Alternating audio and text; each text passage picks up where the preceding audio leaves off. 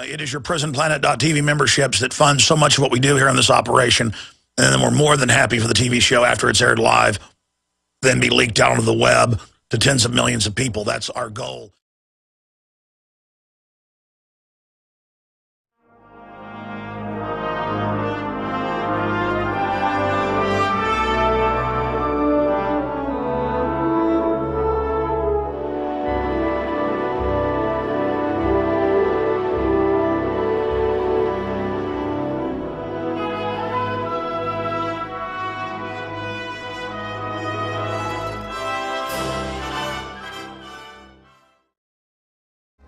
Okay, folks, we have got another obviously incredibly important broadcast as the world just gets crazier and crazier by the minute. I am your host, Alex Jones, and we are going to be live here, Lord willing, for the next 3 hours. The news websites are Infowars.com and, of course, PrisonPlanet.com, streaming video at PrisonPlanet.tv. I woke up at about 3 a.m. last night, just gripped with conviction to warn people. And I didn't really have an epiphany or what you'd call a vision. It was more of a crystallization of the technocratic system that's being established and really their entire master plan and what is being established. And so what I'm going to do here today is open the phones up in the first hour on North Korea, the Second Amendment, the state saying your children belong to them and that you're an extremist if you don't believe the state controls the children and owns the children. I want to have a discussion about the overall authoritarianism that's coming in like a flood in an attempt to overwhelm us and then ridicule us so that we're off balance and basically accept the destruction of our republic, the destruction of our wealth, and our journey towards slavery being completed.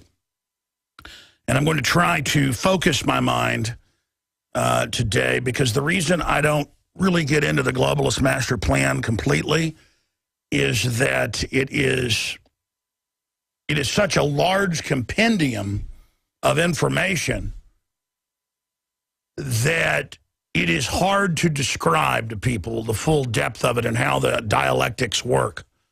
But, I mean, a lot of it's very, very simple. There is a scientific elite that's mopping up pockets of resistance nationally, worldwide, taking over countries. They have them under economic or military or both siege. They want to end humanity as it's known, and they've already chosen the evolutionary curve of humanity, they believe, towards an end of humanity as we know it and a new species of limited supermen that have merged with new genetic manifestations and the cybernetic interfaces. And they openly, I mean, it's everywhere, fantasize and popularize and engage in predictive programming to sell the idea that this is a foregone conclusion and that some type of heavenly existence, utopian, anti-dystopia will manifest. But if you look at what they're really building, it is a complete and total dystopia of the highest magnitude. So I'm going to attempt to break it down today. And this program is so evidenced, it is so 100% on record that it dizzies my mind that we're even having a debate about this. The establishment is moving forward with an accelerated timetable for several reasons. They're about 10 years behind in their projections, and they've looked forward that if they don't accelerate the program, their operation will fail. But they have succeeded in their greatest goal of creating an artificial habitat civilization with government and corporate reservations that are breakaway civilizations several steps above us. So that's what they've got over us, is that we are now in a fishbowl. But we can build civilizations out of their program if we realize the matrix. It is April 11th, 2013, on this Thursday edition. We've got a very important broadcast lined up. We're going to have updates from the head of Gun Owners of America, Larry Pratt, at the bottom of the next hour, or at the start of the next hour. He's going to be popping in with us.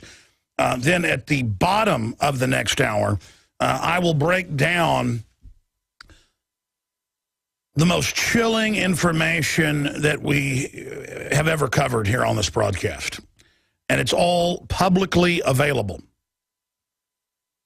And it deals with the technocrats, the Anglo-American eugenicist elite, and their own statements, their own plans, and what they've done before.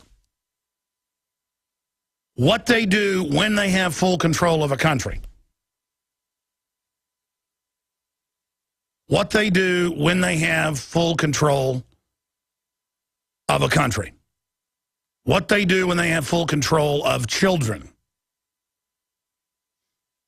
Because if you want absolute proof of what their goal is, what their plan is, you don't just have to go read the books they've written admitting they plan to exterminate the majority of us once world government is fully in place, and they incrementally cut the resources off while posing as the saviors during the deepening crises.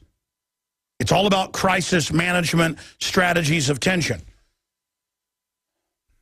I have received out of the National Archives restricted Bilderberg documents. I've talked to former heads of Special Forces Command. They all know what's going on. And the plan is to destroy the family, shut off the resources, and bring in a global medical tyranny. And then if you fight back against the white-coated exterminators, Nazis used them first, Soviets used them first, then they're backed up by paramilitary death squads. And we know the exact formulae, not even reverse engineered. This is all out in the open as a mosaic of actions, white papers, and statements. I mean, they just released a bunch of WikiLeaks documents, and Kissinger's not denied them, and the government said they're real. And what did Bradley Manning, who was part of releasing them, say? He said it's like the establishment is a kid with a magnifying glass burning ants. Well, that's how H.G. Wells described in his allegory, War of the Worlds, which he later wrote books about, saying is what the elite's going to do to us. They are the machines. They are the Morlocks. We are the Eloi. Same allegory over and over again, same story over and over again. Remember the Fabian socialist, top globalist, part of the inner eugenics cult, wrote the book, The New World Order. He said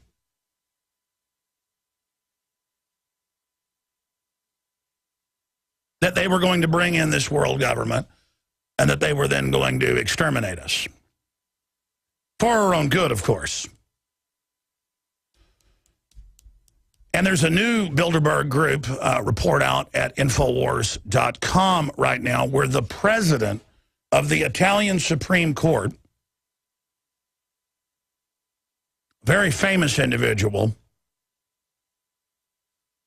has now come out and said that the government has all of the documentation and Italian intelligence has all the documentation that every time Italy tries to get out from under the EU or the globalist system, terror attacks are staged by the Bilderberg Group. Document says secretive group was involved in strategy of tension. And what does Kissinger say in the new WikiLeaks documents? He says, the illegal stuff we do now, the unconstitutional we have to do later.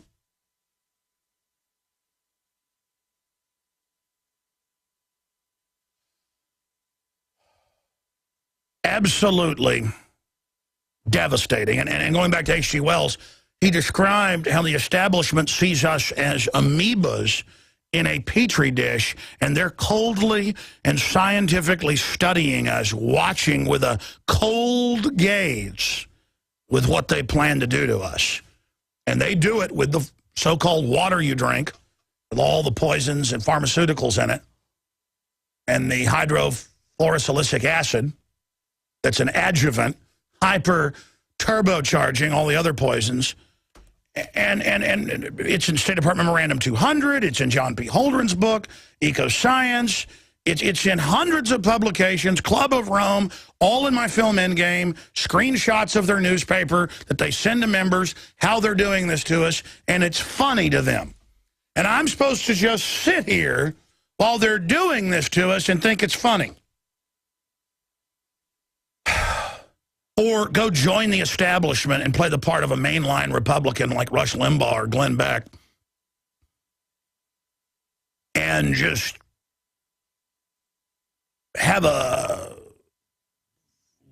extended last meal, I guess, over the next decade or so, and just watch society rot, and I'll just sit back in a genteel way and watch my children's entire future destroyed by madmen. I'm going to explain this again. The people that run the New World Order are the people that created the Soviets and the Nazis and the Maoists and Pol Pot, who was, again, quote, fighting the communists. They don't care as long as humanity is attacked and destroyed and butchered and defaced. These globalists compete with each other over who is the most vicious. And there are real torture camps by the hundreds. This has now been released by WikiLeaks. We already knew this. This had already come out. But it just further confirms it. The Army's own report from 2007, the Tagumbu report, General Tagumbu,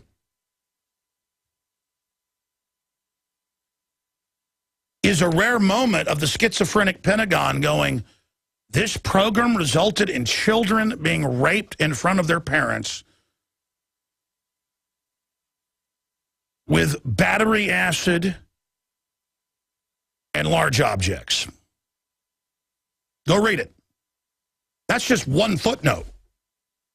And the Pentagon's like, we shouldn't do this. And then they pull back with the program because there's a moment of, whoa, we're really super evil. Whoa, Dr. Mengele. And by the way, these weren't even real al-Qaeda terrorists. They publicly work for the globalists. I have a stack of news I'm going to get to after Larry Pratt leaves us at the bottom of the next hour to just show you what the technocrats are doing. They're seeing what military will follow orders. They're seeing what contractors will follow orders. These are all tests. Because the devil mimics God. This whole world's a test for God or his people, but the devil tests his people. And if you don't believe in the devil, I mean, what is the good guys torturing people's kids? And then they have, I mean, I picked up a law enforcement magazine at a 7-Eleven 13 years ago, back in '99. I read it on air. And it was a whole scenario for police about, do you torture a terrorist's son to find out where the anthrax bombs are that are going to go off in New York? And the intelligence operative teaches the SWAT team guys, the SWAT team magazine, teaches them, yes, you do. The end justifies the means. I mean, just pure twist your mind. And cops out there all listening going, yeah, I've seen that, I've heard that. Because I see that about a third of the time. I just randomly pick up a law enforcement magazine and just open it. It's just pure evil. Page after page of just absolute evil. Last time I picked one up a few years ago, I opened it up and it was an article written talking about Dallas saying, you know, if you see somebody with a get out of the UN sticker on their car, go ahead and bring them in. And police chiefs, go ahead and back your officers. Find some reason to charge them with something because these are extremists that want to kill cops. And then you go out and treat patriots like they're bad guys. They go, oh, you're a bad guy. See how you're like two fighting fish put in the same tank? And the globalists sit back going, ha, ha, ha, ha, ha, ha, ha. Full spectrum dominance. Waylon Jennings' son is going to be in studio with us, Shooter Jennings. I've never met him in person, talked to him on the phone quite a bit. He's a big fan and listener. I'm a big fan of his work. And I wouldn't lie to you if I wasn't a fan of his work. You know, I wouldn't even care about talking to him just because he's Waylon Jennings' son, one of my favorite outlaw country singers, one of my favorite, period. Johnny Cash, Waylon Jennings, Chris Christopherson, Willie Nelson, the Highwaymen, there they are. His music is just amazing. And he wrote The Summer of Rage a few years ago. It's in our film Police State 4, The Rise of FEMA, which we ought to use for bumper music. I mean, it is a 5-star song. And really powerful. It's about looking into his child's eyes, realizing that you can't just deny all this is happening. You've got to say no to it.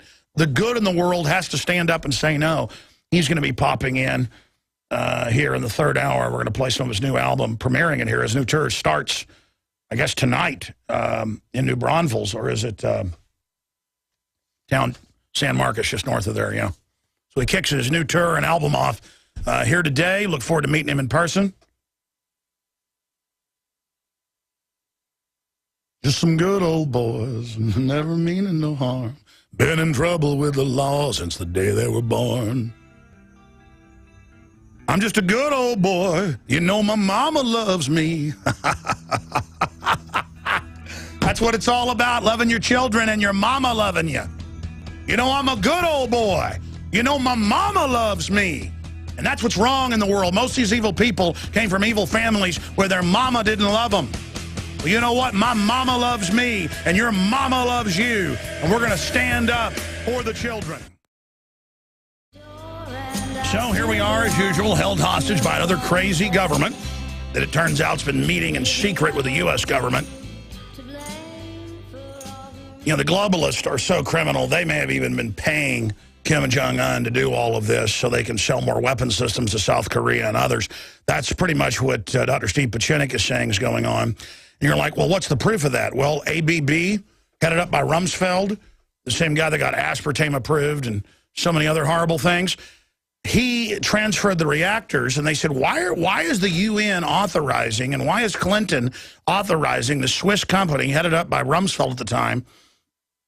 That's how you know, they put him on the board and make him the president for a year, or CEO, then they get the approval. And then he transfers the reactors to them that allow you to make the fissile material to purify the, to enrich is the proper term, the fissile material to then make atomic bombs. You know, 1945 technology. It'll still vaporize your city. And now we're sitting there where they have A-bombs that the globalists essentially gave them. And no one remembers because no one even knew at the time. No one pays attention to stuff like that. I was following it. I was first on radio and TV, 95, 96, and covered it on the air. I was like, why is this Swiss company, and it happened 96, 97, 98, 99, this went on for like 5, 6 years, transferring reactors to them, and the fissile material that they could then enrich. Just like our so-called government is putting al-Qaeda in Libya and Syria, and it's all over the news today. U.S. expected to increase aid to Syrian rebels, AP, including al-Qaeda. Washington Post, al-Qaeda in Iraq formally unites with powerful Syrian militant group funded by the U.S. government and NATO. America's hired death squads and torture teams are still operating in Iraq. Over 150,000. And they're just disappearing whole families, killing people, torturing, murdering. They're just contractors now. And again, this is an army. Build me an army worthy of Mordor. The Fighting Uruk-hai. Tonight, you will feast on man flesh. I mean, they are over there doing unspeakable, hellish stuff. I mean, it's intensifying 20, 30, 40 times what Saddam did. 200 camps alone in Iraq. Giant CIA command fortresses filled with thousands, sending forth the black armored vehicles to grab the families, flying them out, black sites all over the world. 200 estimated in Iraq in these WikiLeaks documents. Hundreds in Poland and Romania and Ukraine and Georgia and Jordan and Israel, and now they found black sites in the U.S. And, of course, while they're at it with the CIA aircraft flying drugs in, and you guessed it, little kids, little pigs, let me in, not by the hair of our chinny chin chin, then I'll huff, and I'll puff, and I'll blow your house down. Just total savage murder, where you are seen like a steak at the supermarket by these people. I mean, you don't even enter their club unless you can slowly torture a child to death. Oh, but let's turn our guns into these people. They're nice.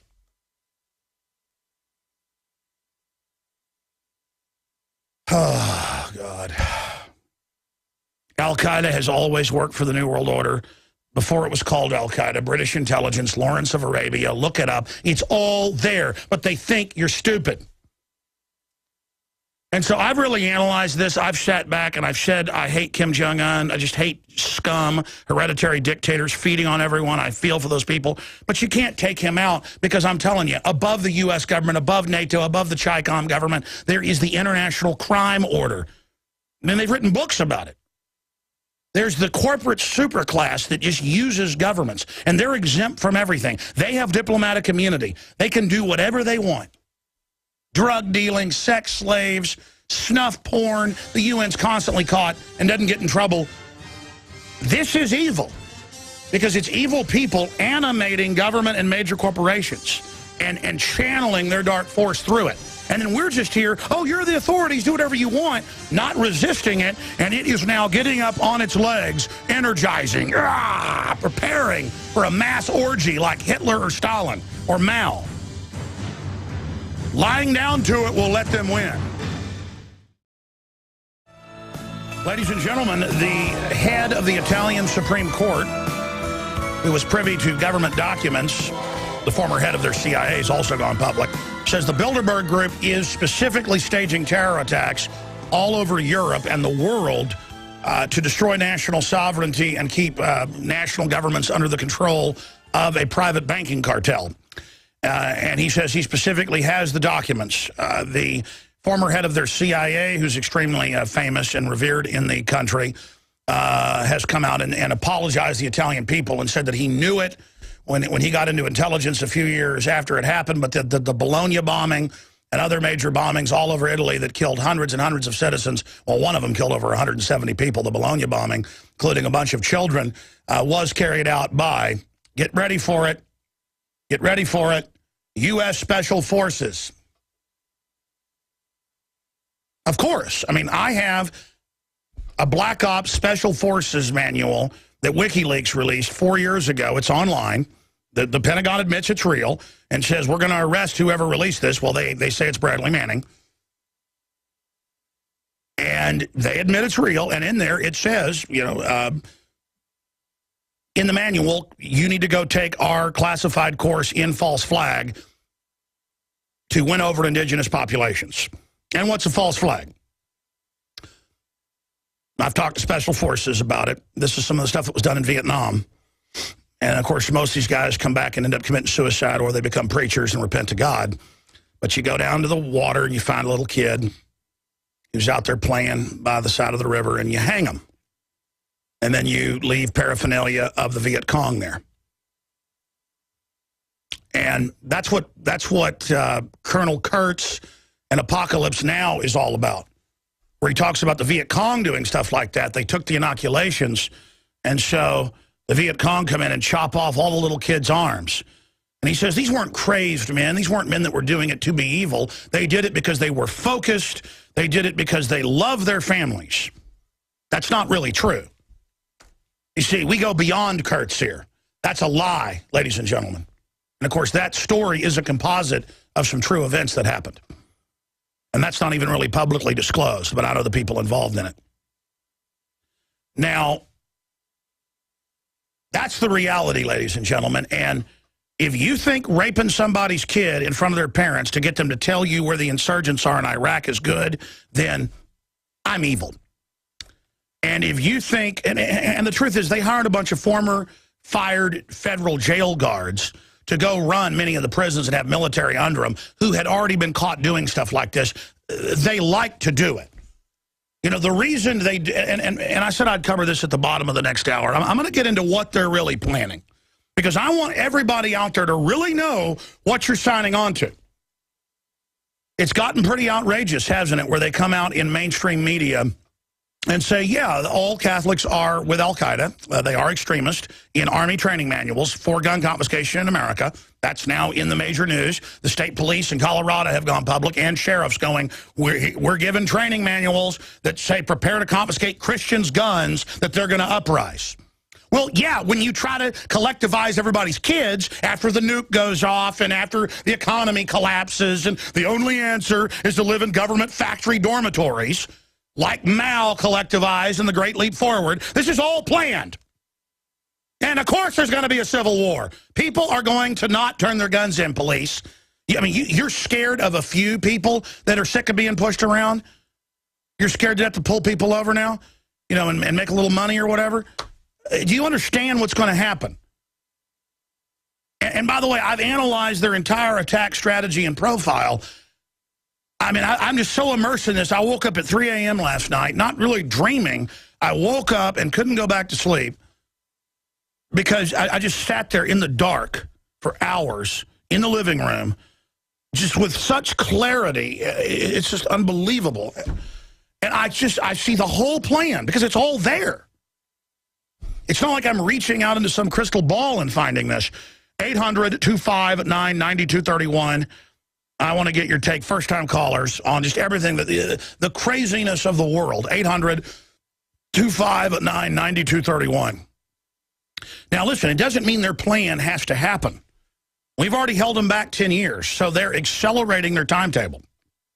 Because in their own words, Brzezinski's and others, they can see the trajectory that they're getting behind, and so if they don't accelerate, they're not going to pull out. They see liberty as a gravitational pull. Just as tyranny has its own pull, the more powerful it gets, the more unstoppable. They see our momentum building and the distrust of them building enough to have an event horizon. Just as the Bongino, the Secret Service agent, said, he said in his spirit, he couldn't sit there while Obama was collectivizing all these kids. He physically making, you know, hundreds of thousands of dollars a year, a senior guy leading the details all over the world, rock star in the federal government, you know, going right to the top. And it was that sell your soul moment, and he had to quit. Arde Saveda, it's the opposite here in Austin, Texas. He's selling his soul right now, in the words of Weldon Henson last night here in the office talking. And, man, it's sad to see that happen. It's so good to see somebody's spirit see what's happening and just step forward and go, I'm not with this. And to hear that truth in the voice, instead to see people lying and making excuses. Listen, it's a death warrant for everybody that goes along with this, okay? You are signing on. You are going into a dark room with Beelzebub. And let me tell you, Beelzebub looks like a beautiful woman. There in the dark, the most beautiful you've ever seen. Just come on, come on, come on, come on, baby. Come on, come on, come on. But it's going to get you in a stranglehold as soon as you come in there. What starts like heaven is going to end up being hell. Whatever is in your mind's eye of desire, that's how it's going to appear.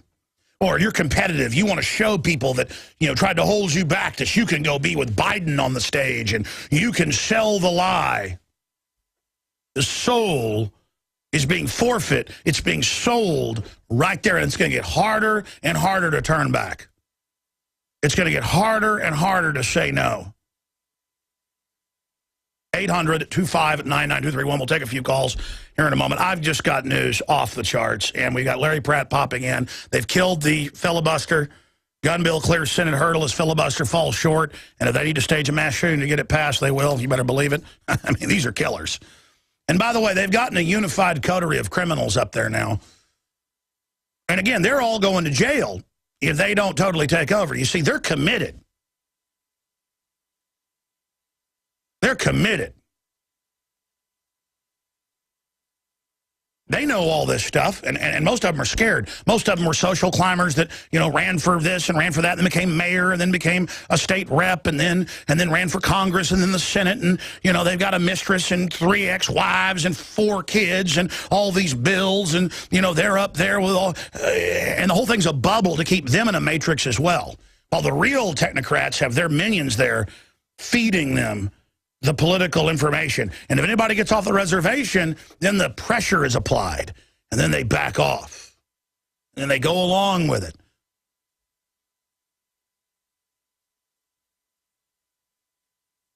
And by increments, the sand gets deeper. The quicksand gets deeper. So we'll get into North Korea. They're threatening to, you know, nuke again and all the rest of this garbage. We'll get into Bitcoin. Mike Adams yesterday, the day before yesterday, predicted imminent collapse, and a collapse is more than 50% drop. It did do that. And Mike was calling earlier saying he's got more intel.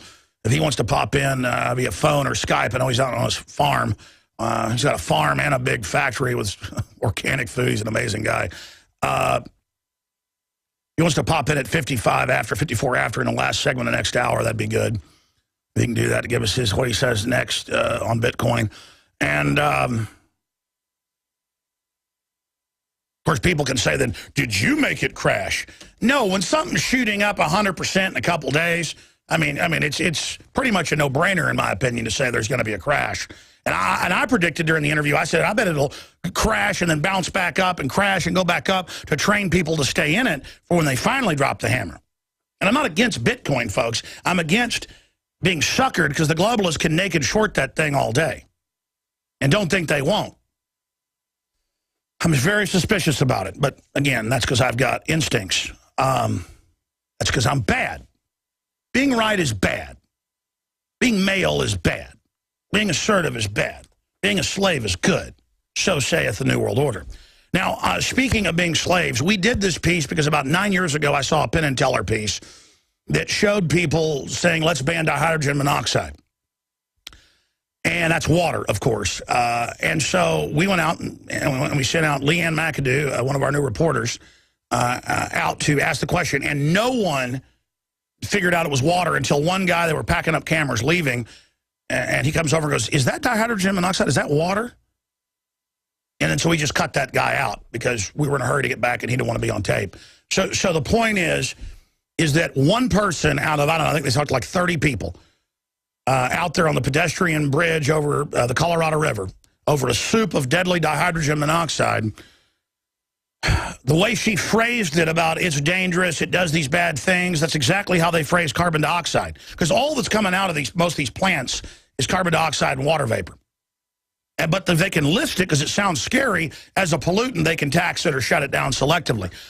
So that's why we did this, was to show how they deceive and how they manipulate. And so for radio listeners, it's powerful audio, but the video is up on prisonplanet.com and Infowars.com for everybody to see if you're a radio listener and want to check out that report. It's even more powerful seeing it. Here is the report.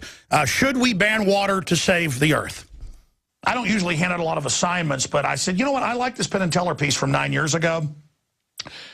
And I've actually talked to people on the street that say ban dihydrogen monoxide, which is water. So I said, I would like to see you go out on the street and recreate this. And then I said, next, I want Jakari and David Knight and Darren McBreen and John Bound and other reporters to go out and say, let's ban sodium chloride. Let's ban carbon dioxide, which they are trying to do, which plants breathe. Because banning water is just as crazy as banning carbon dioxide. People go, well, it has a scarier sounding name. Really? Dihydrogen monoxide sounds even scarier than carbon dioxide. And so they went out, and she said the vast majority, I mean, she talked to a lot of people, so many we can't even show them all, almost all of them. I think she said one guy came back and said, wait a minute, isn't that water? So here is this report. So about 10 years ago, Penn and Teller set about to prove that some Americans can be really gullible when it comes to saving the planet. And we figured, you know, it's been about 10 years. People are more awake. They're starting to ask questions. Certainly, I couldn't get them to sign this petition to ban dihydrogen monoxide. That's right. I'm going to see if people are gullible enough to ban water. you to sign my petition? Will I have to read along? I'm trying to get them to ban dihydrogen monoxide. It's an additive in certain junk foods. And basically, we're trying to get enough signatures to get them to ban it. Sure. Oh, okay. Awesome. Well, good luck. I mean, if you want to read, otherwise you can just take my word for it. What's the source of the hydrogen monoxide? Where's it coming from? Well, it's one of the major components of acid rain. It doesn't come off, like, obviously when you go to wash your fruit. It's just everywhere now. We need it out of here. I will help you out. It's now being dumped into lakes, rivers, and streams. Okay. So, of course, with our whole system, it then gets in the air. Yep. Thank you. It causes excessive sweating, so you might already be suffering from this chemical. DHMO is being dumped into rivers and oceans and streams and Town Lake. What are you doing? Fill with dihydrogen monoxide! Hydrogen monoxide? Dihydrogen monoxide? Wow, okay. I've never heard of it. Tell you what I'll do. I'll look it up. Okay. But I'm not going to sign it. Okay. Thank you. I look like I'm up to something, don't I? Hold on. Real quick, Mom. And I'm basically just trying to collect enough signatures to get them to put it on their docket and consider it seriously. Sure. She was on the phone, so apparently if someone's distracted and then you get him to sign something, that works too. They don't typically tell you they're poisoning you. Yeah. If I can get 1,000 signatures, I was a then... major, so I figured Oh, really? Yeah. Wow. It's been a while though. Well then, so can I get your support? Can I read this? Sure. 7, 8, If we can collect enough signatures, then they'll actually take it seriously. Okay. That way you can voice it? Exactly. Okay. Where'd you go to school? Cornell? I did. Wow. Yeah. Awesome. Oh. Symptoms include excessive urination, sweating, bloating. The Environmental Regulatory Committee should be overseeing it and sort of... Okay. Come on, people! 10 years later, under the guise of saving the planet, and you'll still sign anything, especially if you don't have time to actually read the facts. This was a 300-page paper being passed in Congress. I mean, you'd definitely stop to read what you were signing, wouldn't you? Actually, maybe you wouldn't if you were a politician. Wow, what an incredible report. And it is so important that we get this video out to everybody because despite the fact that Penn & Teller's report was seen by millions on HBO and millions on YouTube, still people say ban dihydrogen monoxide and ban carbon dioxide and ban sodium chloride. I guess Bloomberg is trying to ban sodium chloride salt in New York. Because if the control freak social engineers can get you to accept asinine things, they can get away with anything. And that video is up at Infowars.com. And again, ladies and gentlemen, I'm not trying to be so dark here, but reality is dark. We're letting evil people do incredibly horrible things publicly. Where are the apologies to yours truly? I told you the state would start saying the kids belong to them. I told you they'd try to register your guns and then confiscate them. Because the globalists have done this all over the world, the same people. I told you they would start shutting down our power plants. What do you think NAFTA and GATT was for? Get rid of our jobs, make us dependent. And I told you the criminal elements that run our government and other Western governments created Al-Qaeda, and they run them, and now it's all over the news that, yeah, Christians are now the main terror group, along with, it was returning veterans, gun owners, libertarians, conservatives. Now it's, and the Christians. And imagine the state police in Colorado have gone public. They're in these federal training seminars going, prepare to mass confiscate the Christians. They are the enemy.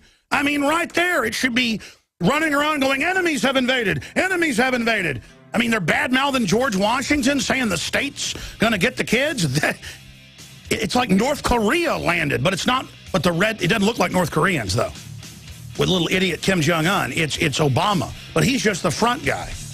And then you got all the useful idiots who think the government's their friend. The government was taken over. Now they're trying to mop up free speech in the states, but we're resisting. They haven't won yet, and we are striking back. All right, let's jam in some of your phone calls in this segment and the next. And Larry Pratt, we need to go ahead and start getting connected. Busy guy. will be joining us to give us an update on the filibuster to try to block the national gun registration. That's what it is. And you got the Austin City Council guy going, don't worry, after we finish this work registering, your sign saying stop gun ban, you're going to need that sign because that's what we're going to do. Yeah! You're my slave, baby! Woo-hoo, just like North Korea, government's got the guns and the people don't. And look at the heaven it creates. They just want the guns to be our friends, just like they took the Iraqis' guns to be their friends and have torture camps all over the place and make them plant GMO. You know, if you don't plant GMO over there, they come and kill you. That's freedom, isn't it? And our troops don't like it too much. They come back and commit suicide, but it doesn't matter. They've got all the mercenaries hired who like doing the work. That's all been leaked by WikiLeaks. Mass torture, mass death, death squads, killing whole families. It's fun. Let's talk to Donald in New York. You're on the air. Welcome. That's exciting, Donald. Very interesting, Donald. I'm here. Yeah.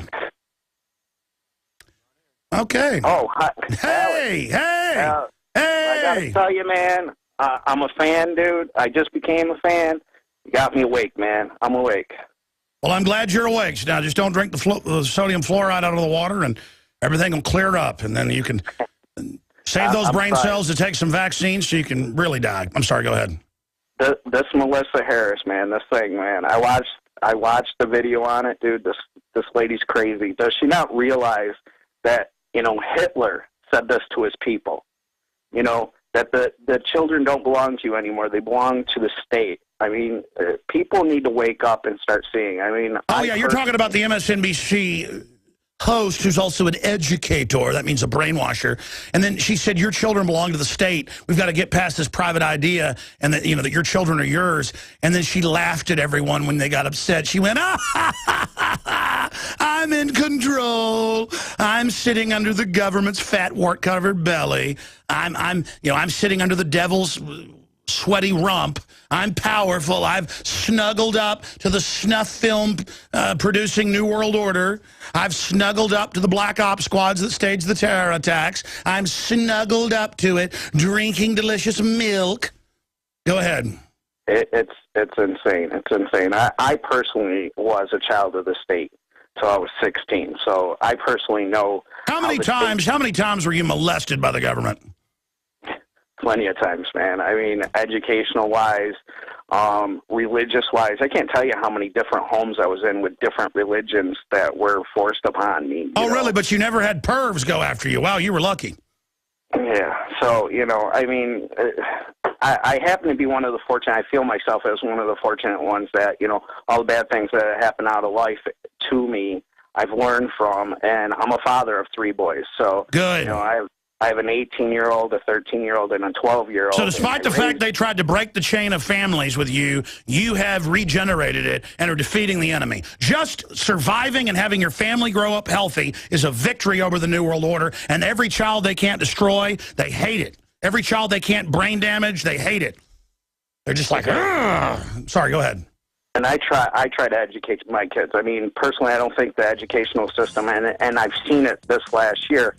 My 2 youngest kids are in elementary school. They're in 6th and 7th grade, and I've watched them implement a whole new math system that's 2 grades above where they are, and 85% of the students are failing in this. No, it's designed to then. No, it's designed, Department of Education, to give them too hard too early, so they never get the basics to destroy them. This is all by design.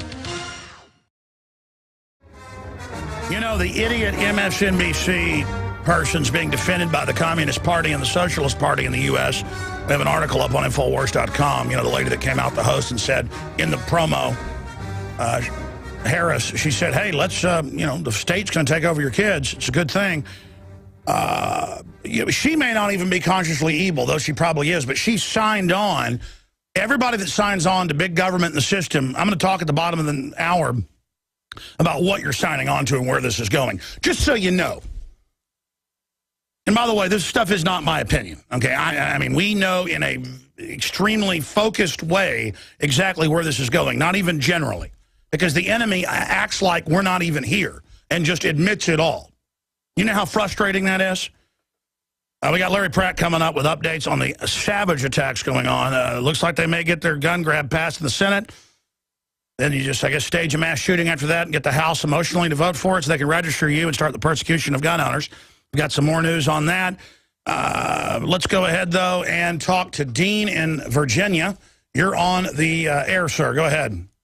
Finally, I'm sitting in my driveway in Virginia, looking up at the sky and about a dozen chemtrails, two of them doing a 360 as I speak. That's an admitted government program, but everybody calls them chemtrails and never the geoengineering program, so then people still think it's just a rumor. I'm not knocking you for calling it chemtrails. It's just that they say they don't exist, even though they do exist on record, like they say the Federal Reserve isn't private when it's private on record. My call is talking about two things. The airsoft guns. I was going to talk to the gun guys yesterday, how the ATF confiscated 30 airsoft guns. My son is heavily into airsoft, and I see about 500 to 1,000 of these warriors, these like SEAL team warriors, with their airsoft, very real replica guns that fire these plastic BBs. They said, the ATF guy said on tape that they can be converted into real guns. I think this is a ploy to get them banned too. Just like, you know, oh, there's no doubt. Many cities, because there's not a lobby for BB guns, have already banned BB and pellet and other air guns. And so the people that told you about this saw a newscast 4 years ago out of Washington State where one of the importers of these has a shop, and the ATF guy holds it up and says you can convert this into a real 223 when it is an airsoft thing that shoots plastic pellets, which is ridiculous. I mean, it's impossible. And yes, they now are raiding people that sell them, saying they have real firearms. And they don't care because they can tell the public. Look, the average person in Congress thinks that clips or magazines are disposable. Now, my other point was how they're conditioning us with every day, 24/7, about Korea's ready to launch. It could be any minute. They're ready to launch a nuclear strike on the U.S. or Japan. That's all of a sudden we're going to have an EMP over one of our national cities, L.A., Chicago, and they're going to blame it on North Korea. No, I mean, I woke up at 3 a.m. this morning and it all crystallized. It's not my opinion, it's a fact. The globalists, not even the U.S., the globalists, Donald Rumsfeld, gave the reactors to him in the mid-90s through 2000. There was secret meetings have now come out even in Reuters with the Pentagon a month ago before all this started. And I don't think they totally control them, but they've made a deal to give them oil and food and stuff behind the scenes and hookers or whatever Kim Jong-un wants, you know, more movie stars to come see him, burn out movie stars and basketball players, if he'll do this to sell weapons. And it's some way to then have an excuse to attack China or to menace the Chinese. Again, at a globalist level, this is a mafia deal going on. And yes, just like they put the mullahs in, the CIA put the Ayatollah Khomeini in. Then they had a deal to have him grab our people, hold them, and that's all come out. The every person goes, well, I saw Argo. That's not true. That's the fight at the grassroots. Up above it, these people work together because they all stand to gain from the crises. So, yeah, and so they may nuke a city sometime, say North Korea did it, have some limited strike deal. He'll be protected. And then they'll use that to come after all of us. I mean, let me tell you, we're run by foreign banks now. We'll be right back. All right, ladies and gentlemen, again, it is Thursday, the 11th day of April 2013. We're into the second hour. I know XM joins us in the second and third hour. Larry Pratt, Executive Director of Gun Owners of America, joins us. He was on CNN just the other day. We're going to play this clip later if we have time. If not, it's up on Infowars.com. And CNN properly said, you know, maybe even more powerful and effective than the NRA. They fear Gun Owners of America, and Gun Owners of America has forced the NRA, and Ted Nugent agreed to this, and he's a board member last time he was on, to get more hardcore. You see, that's why they always say, don't be radical, don't be radical. We're not radical. Everywhere the gun grabbers have gotten control, they've taken the guns. Everywhere they've gotten control, they've taken the guns. And when they register, they take them all. And criminals don't follow the laws. And they ought to be thanking gun owners for a 49% drop in crime rate since 1991 because of gun proliferation being the #1 issue. And that's been done in university studies by, well, you name it, you know, more guns, less crime, by the professors that have broken it down, John Lott and others. So all of this is happening, and they're there collectively saying it's our fault. When he was also on that CNN piece, you can read the article and see the video up at Infowars.com, Mayors Against Illegal Guns director said no one in California has had their guns confiscated when they're all over the place grabbing them. If you've ever been depressed, ever been on Valium, ever been to a psychologist, period, you're now mentally ill. Notice how they advertise it and say it's no big deal, and now they're going to, without adjudication, try to take your rights. This is up at Infowars.com right now. New York State Police admit wrongly confiscating guns under new laws. Obama blowing smoke on cigarette tax. IRS violates Fourth Amendment. Italian Supreme Court president blames Bilderberg for terrorist attacks. They're set to release documents. Senator says universal background checks could lead to national registry. No kidding. The ATF's already been caught over and over again keeping those records. Chinese professor says 70-80% chance of war with North Korea. Environmentalist signs petition to ban water. We're not joking. They're now saying it's bad, just like carbon dioxide. Top economic advisors forecast war and unrest. That's the news at Infowars.com right now. But to give us an update on the state of the Second Amendment and the collectivist war against the Second Amendment. They've got one against the First Amendment as well. Their states' rights, 10th Amendment. I mean, I've never seen such an all-out push and assault. They're putting everything behind it. Gun bill clears Senate hurdle as filibuster falls short in a 68-31 vote. So this is razor's edge whether it's going to pass the Senate. Then there could magically be another Fast and Furious mass shooting. And then they could get it passed. And Katie bar the door. Joining us is Executive Director of Gun Owners of America, gunowners.org, Larry Pratt, joining us to break this down. Larry, what is the state of this war against the Second Amendment right now? Well, we're fighting it out in the Senate, even as we speak. There has been a vote on a motion to proceed, meaning we'll now bring up the gun control bills that Harry Reid has now that we've voted to proceed. There were 16 Republicans that voted with Harry Reid, and some of them were kind of surprising, like Senator Burr of North Carolina.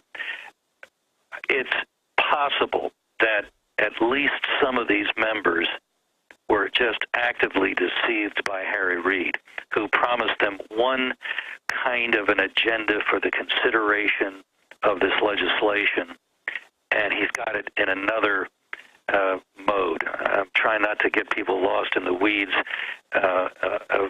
in fact, I barely understand it myself. We've got an attorney that's previously worked on the Hill. So it's just like Obamacare. It lets them do whatever they want. They got their way, and then the Republicans will be able to vote on stuff that they want after the damage has already been done on Senator Toomey's bill.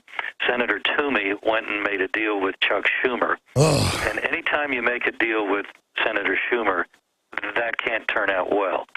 And so that's where we are. We're now taking that up, and the ability to amend with anything decent to change it, whatnot, that's not there, because Reid set it up. He set the table, so that's the only thing available for eating. And the Republicans fell for, well, maybe some of them wanted to believe that it would be an open process. Well, it's not. Guess what? Harry Reid doing it his own way, guys, and you're going to get. And you predicted a month ago, whenever Harry was acting like he wouldn't go along with this, that it was all playing possum. They always do this baiting and switching so that we can't build up political opposition. They always go, I guess you won. I guess we're not going to get it. And then the Republicans, obviously, the real power structure wants to be able to take stuff out of our bank accounts like Cyprus and Europe. They want our guns. This is the global policy. And so a lot of Republicans are being financed by these interests to go along with this traitorous activity. But Larry Pratt, here's my question to you.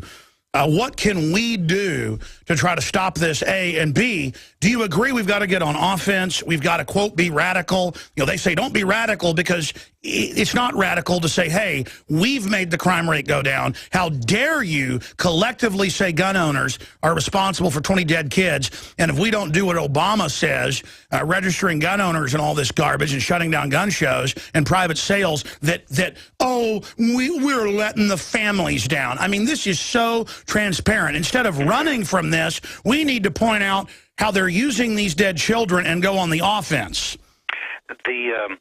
The fact of the matter is that all of these mass murders that have occurred in our country over the last 20 years, with one exception, have occurred in gun-free zones. Many of them schools, but not all. Some of them were in places open to the public but posted no guns. There was a mall in Utah. In a Utah school, you can carry concealed, but in this stupid mall, I think it was called Trolley Square, you couldn't. And happily, there was a police officer carrying concealed off-duty, but still 5 or 6 people were murdered before he could get there.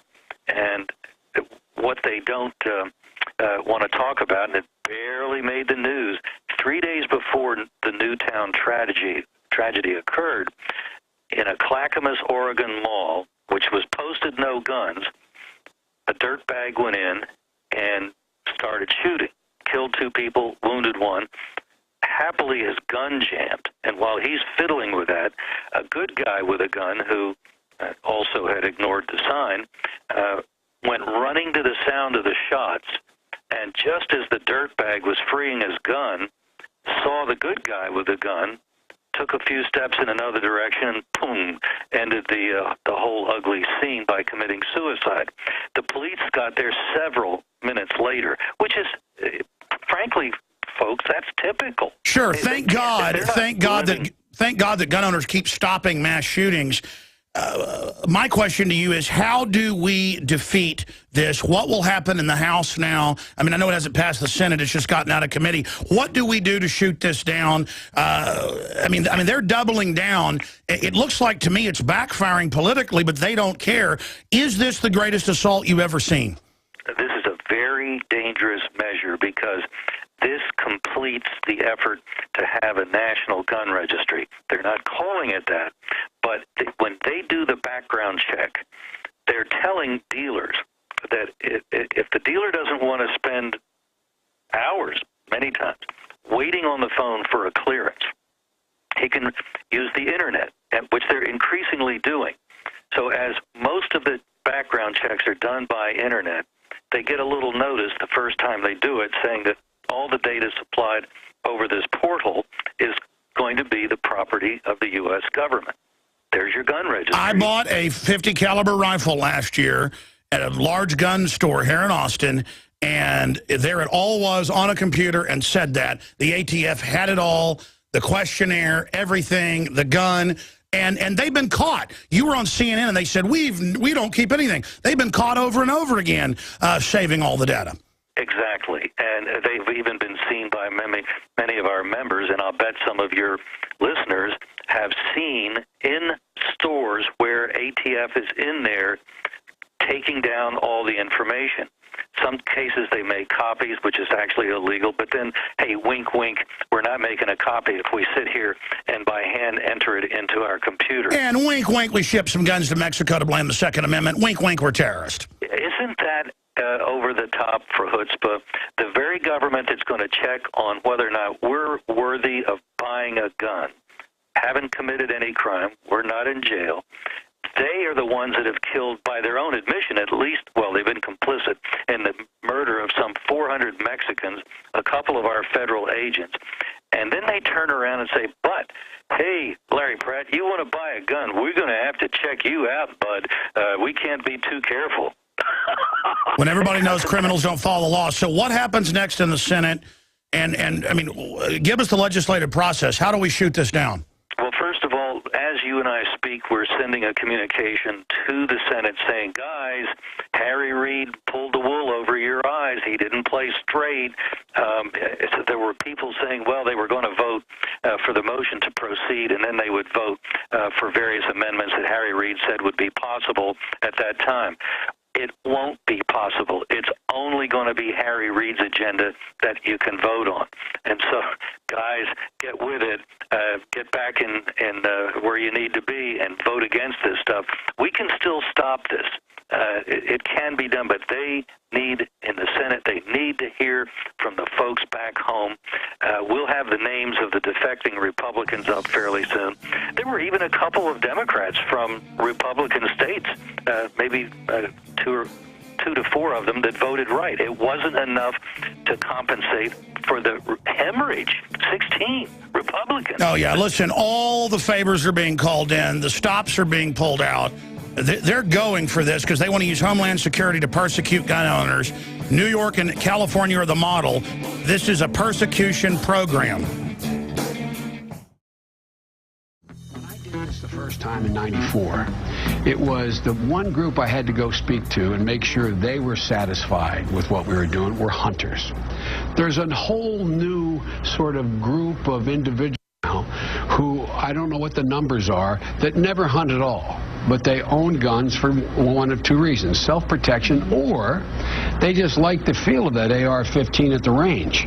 They like the way it feels. They just, you know, it's like driving a Ferrari. You know, it's like and so.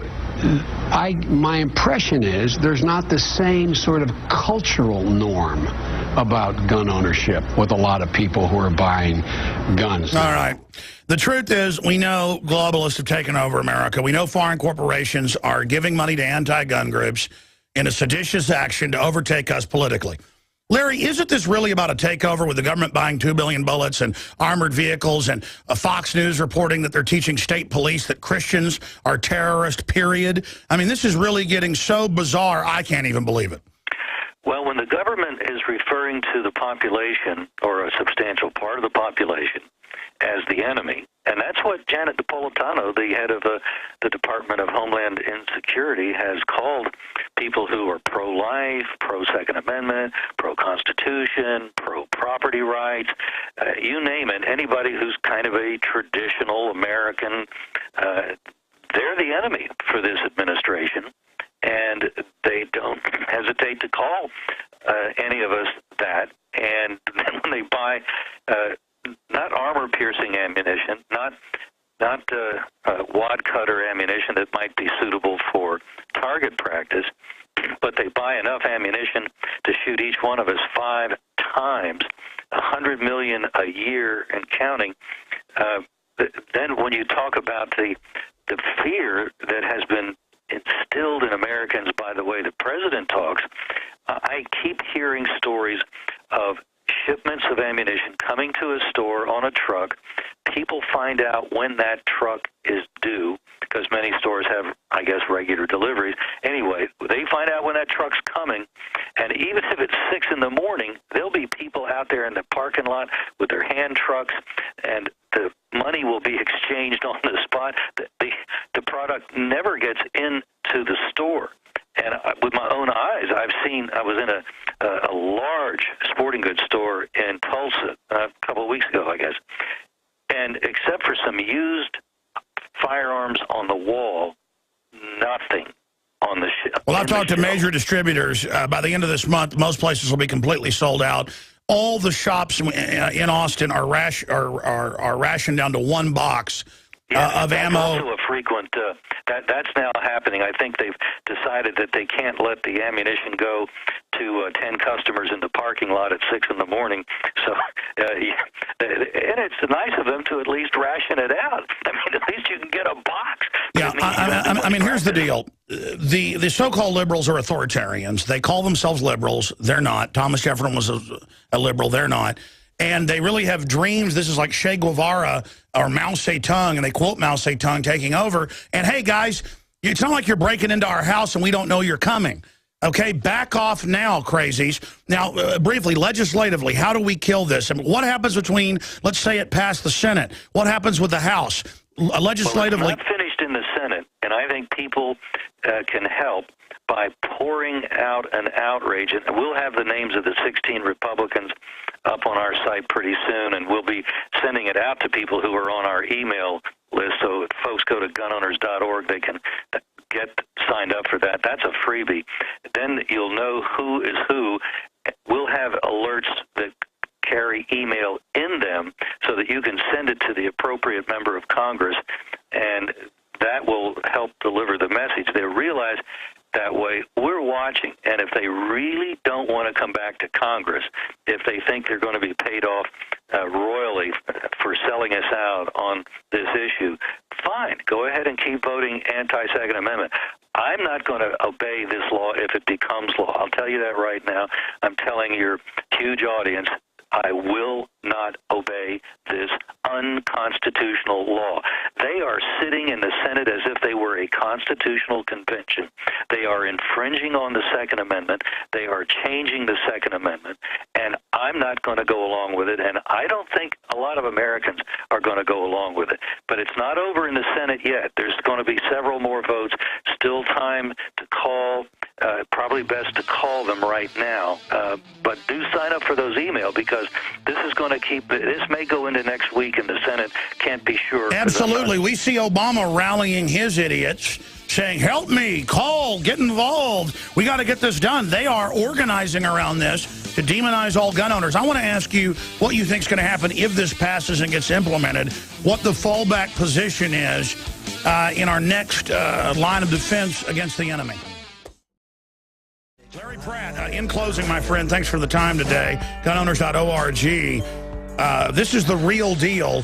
What is going to happen? I mean, we see them in New York arresting veterans for over 10-round mags. We see them doing gun confiscations all over the country, outside of law, to veterans who they claim might have had PTSD 20 years ago. We see a kid says, we ought to squirt that other kid with a water gun. And they go and take the dad's guns and say, you'll get them back when your son moves out in 8 years, when he's 18. No judge, no jury. The state police are even, you were telling me this privately, but it's an article up at Infowars.com separately. They're saying, hey, we're being ordered to do stuff that isn't even in this law. But doesn't matter. So the police are even saying, we don't want to do this. This shows how we've got a bunch of Marxists running this country, financed by a bunch of offshore banks. What do we do, Larry? I think we got to call them for what they are, criminals. It's certainly not legal to violate the Constitution, and to talk about setting up a gun registry, which is what the background check is. Don't let them tell you anything else.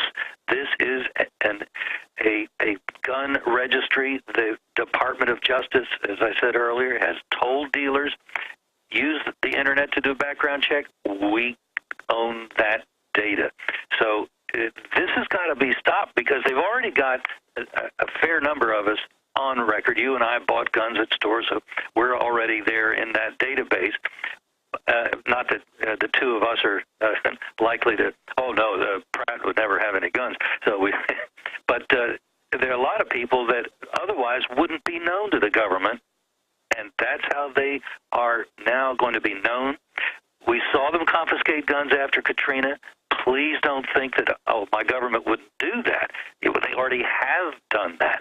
And so that's why this battle is so crucial, and why supporting something like Steve Stockman's bill, he's the representative from outside of Houston, his bill would take away the gun-free zone gun ban.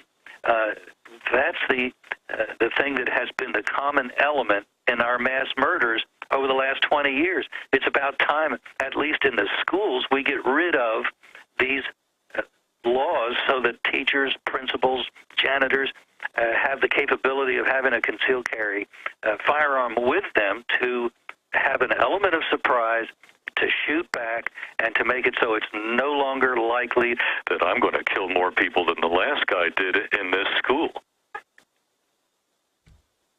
Larry, Here's my issue. You've been able to stop with Gun Owners of America a lot of legislation when the NRA was sold out, a decade ago. They've gotten a little bit better because of pressure and your pressure. And that's a good thing. As Ron Paul said, you're the only non-compromised gun lobby in Washington. There's a lot of other great state groups and others. But, I mean, you guys are the ones that are really scientifically on it historically.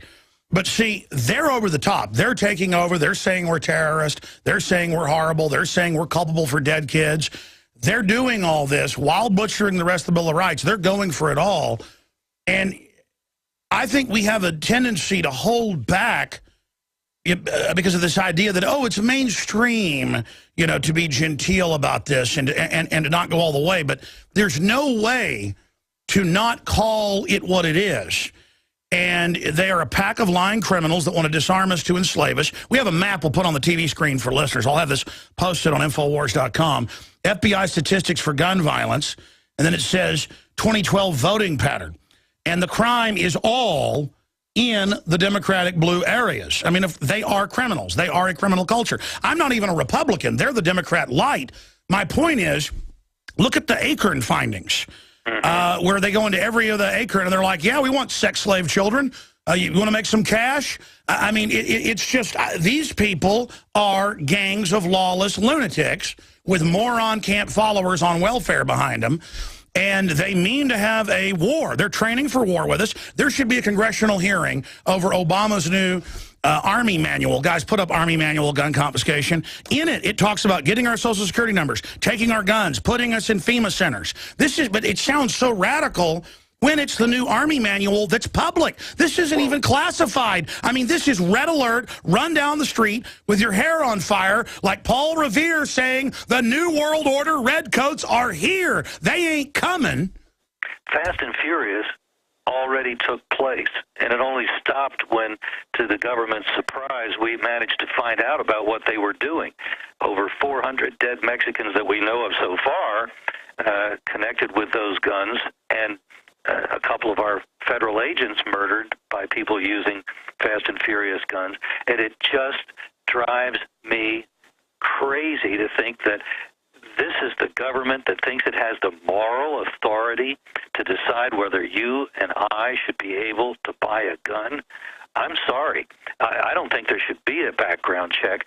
What good is it? No, the criminals is giving guns to the enemy. What do you think of Snoop Dogg with all of his drug arrest and convictions and murder arrest and then plea bargains and all the gun arrest, saying we need to all turn our guns in? I mean, guaranteed Snoop isn't going to turn in his illegal guns. By the way, it's Internment and Resettlement Operations FM 3-3940. Folks, read it and weep, February 2010. I mean, I'm just sick of these people in my face, criminals saying, turn my gun in. You first, criminal. Go ahead, sorry. Yeah, well, I think we might ought to ask the government to start turning in their guns because they don't put them to very good use. This is just, if they really think that guns are the problem, if that's what Mayor Bloomberg, for example, thinks is the problem, then you and I need to be disarmed. Mayor, I'll give some credence to your argument, and I'll consider it when I see you tell the bodyguards that you've got to go on home. You're not going to need them anymore. No more armed men around you, no sirree, because we know that guns only make it likely that there's going to be more violence. Absolutely. In closing, Larry Pratt, I asked the question for the break and digressed after we came back. What do you think is going to happen if they succeed? And clearly their plan is to then persecute gun owners and nickel and dime us and misapply gun statutes like the ATF does, where a guy's AR-15 M4 misfires and shoots 3 bullets in front of everybody. It's a military veteran, no criminal record, and they throw him in prison. I mean, clearly they want to persecute us. As a litmus test, they hate our guts. Being criminals, they have that criminal instinct to go after good men. I mean, what's going to happen? Because it's not just me. A lot of others are saying this is going to become a civil war. This can only happen if the Republicans let it happen. And if they think they're going to be immune from consequences at the polls, I think they're making a very serious political mistake. There's a more conservative constituency voting in this off year coming up. The drones tend to come out more for the presidential election, but the producers and the conservative, more conservative people are going to be voting. there's going to be primaries. And believe me, we're going to be looking for credible primary opponents to each and every one of these Republicans that votes wrong, that votes to basically do away with the Second Amendment and to infringe away. This is serious stuff, and well, Larry, this will have consequences. Before this goes to blows, like Bunker Hill, that's what they're looking for, I'm going to use every means necessary that's nonviolent. And if that means picketing, if that means bullhorning, if that means a politician that's anti-gun, if I can sue them for something else they're doing wrong. I mean, I'm pulling out the stops, okay? I personally am going to start, frequenting bars that anti-gun city council people stay at, and I'm going to catch them with a hooker. I'm running counterterrorism against them. I'm turning it loose. It's time to do what the Veritas Project does, or Project Veritas. Because let me tell you, I know these people. All of them are crooks. I'm telling you, 99% of these globalists are crooks. And if we just get them on anything we can. Larry, this is all-out war, is it not? They're declaring it, so they shouldn't be surprised if it actually happens. I guess they figure that they can get. They've been used to getting away with a lot of stuff, and I think that's going to be coming to an end now. I think I've never seen people this upset this long. Not even after Columbine, when they were in our face pretty bad. Well, they're not upset. They're probably staging it all. They stage Fast and Furious. Well, sorry. It's going to be serious stuff. So I think they'd better consider what they're doing. I know that the servers on Capitol Hill have been breaking down. There's been so much contact coming in from us rubes, and they disregard that at their peril. Well, what do you make of all the FBI and Secret Service and federal marshals? Feds have been speaking out and quitting, like Bongino and so many others. They're really getting, wow, bad guys are really running the federal government. This is really bad. And there's a flip side to that, too. Those that are in, like the Bonginos of the world, these are guys that are highly trained, and if they're not going along with the program, they're your worst enemy, Mr. Administration. History is repeating itself. We have front row seats to trying to stop basically Hitler in 1935 or so after he's already in. And again, I know Romney was a globalist. Romney basically rolled over. It was all pretty much staged. But I got to tell you, I've been critical of all these groups, but I'm telling you, Obama is so much worse than I even thought. And the fact that they're just going for it and shutting our power plants down. And they're trying to, it's not rhetoric. They're trying to bring America down to collectivize us like Mao Zedong did in China. And they all quote Mao Zedong. They say our kids belong to them. They're flaming authoritarian dirtbags. They're tearing down dams in the West. They want to rewild the country, kind of like Romania, move us all into large urban centers where we live stacked up in high-rises. They're admitted communist. God help us. Larry Pratt, gunners.org. Thank you for always coming on to give us updates. I know you're a very busy man. Have a quick 10-minute lunch before your next. I'm going to let you go so you can eat something. Great to be with you, Alex. Thanks so much. Yeah, thank you. We'll talk to you. Folks, go to Gun Owners, sign up, and become a member. Get the free alerts. We'll talk to you soon, Larry. Thanks again. I'm going to be honest with you, ladies and gentlemen. This is just freaking me out. Because all I do is watch these liars lie and use dead kids and everything else when they all know full well. And then, if you're not a TV viewer, we just showed the map of everywhere that the socialists are in control in America, and that's where the crime rate is 2, 3, 4, 5 times. And then they spin it going, well, we do need to take all the guns in the urban areas. That's where the crime is. That's because that's where you've got all the people from countries that never had a Second Amendment who were domesticated and roll over to crime. And that's where you've got the corrupt police forces. And that's where it is. Mexico has the highest crime rate in the world. And notice everywhere on the Mexico-U.S. border has the highest crime rate. If you go pull up the numbers, just type in FBI statistics for gun violence. Actually, put the URL up on screen for TV viewers so I can give that to them, or ask Kurt Nimmo and Adon Salazar to post that. If you wanted to fix Mexico, at first it'd be like, getting over a bad flu. There'd be a high fever. You would arm everybody in Mexico, get rid of all gun laws, and that's all. There's a few dozen cities that have had their crime rates drop because citizens finally got guns probably illegally from the U.S. and Mexico, and they have vigilante squads, and the crime rates have imploded. The criminals only come in when they know they're not going to be opposed. That's government criminals and others. They've got all these Mormon communities down in Mexico where they just have guns illegally, and they've told the police, and they've told the military, and they've told the cartels the same thing. We're ready for war. Leave us alone. Don't come in. And they've been in control of those areas for a few years. Crime rate has just disappeared. And because they have, you know, the men, like, you know, well, it's your night to stay up all night up there at the sharpshooting positions with the Barrett 50 cal and the night vision. I mean, you got 4 or 5 watchmen in a town of thousands of people, and the criminals stop showing up because they know there's somebody there with a gun on them. I mean, this is not rocket science, ladies and gentlemen. Okay, they've taken all the guns in Mexico from the people hundreds of years ago. And now I mean, it's just amazing. It is amazing. And I said I'd get into the globalist master plan. And I even recorded some notes this morning, points I wanted to make in the middle of the night, and all of it. And I covered some of it in the first hour. I'll have to do it. I'll have to do it in overdrive today after Shooter Jennings leaves, or I'll have to do it tomorrow on the air. And I don't procrastinate covering this. It's just the magnitude is so great that I need to do a special report or something. And again, I just want to ask listeners, pray for this show, because the globalists are radical in their attack because they know that's how they take over. We have to, quote, be radical in our counter response. It's not radical. You see, they lie to you. Normal response they call radical. They go, don't be like Alex Jones. That's discrediting. And then people are so mindless, they go, oh, I better be soft-spoken and say, maybe you shouldn't take our guns. You know, have you seen the statistics? Guns lower the crime rate. Shut up, baby killer. You killed the kids at Newtown, when they're the ones that want to kill babies up to age 3. They're the ones trying to abort as many babies as they can. They're a death cult. They're sick freaks. They're scum. They're trash. They're garbage. And every day I think about how I've got to risk my life. Believe me, I am. And my family and everything. Because we cannot let them take over. And again, it's not because any of us that are fighting tyranny are heroes or anything. Folks, it's because it's in our gut.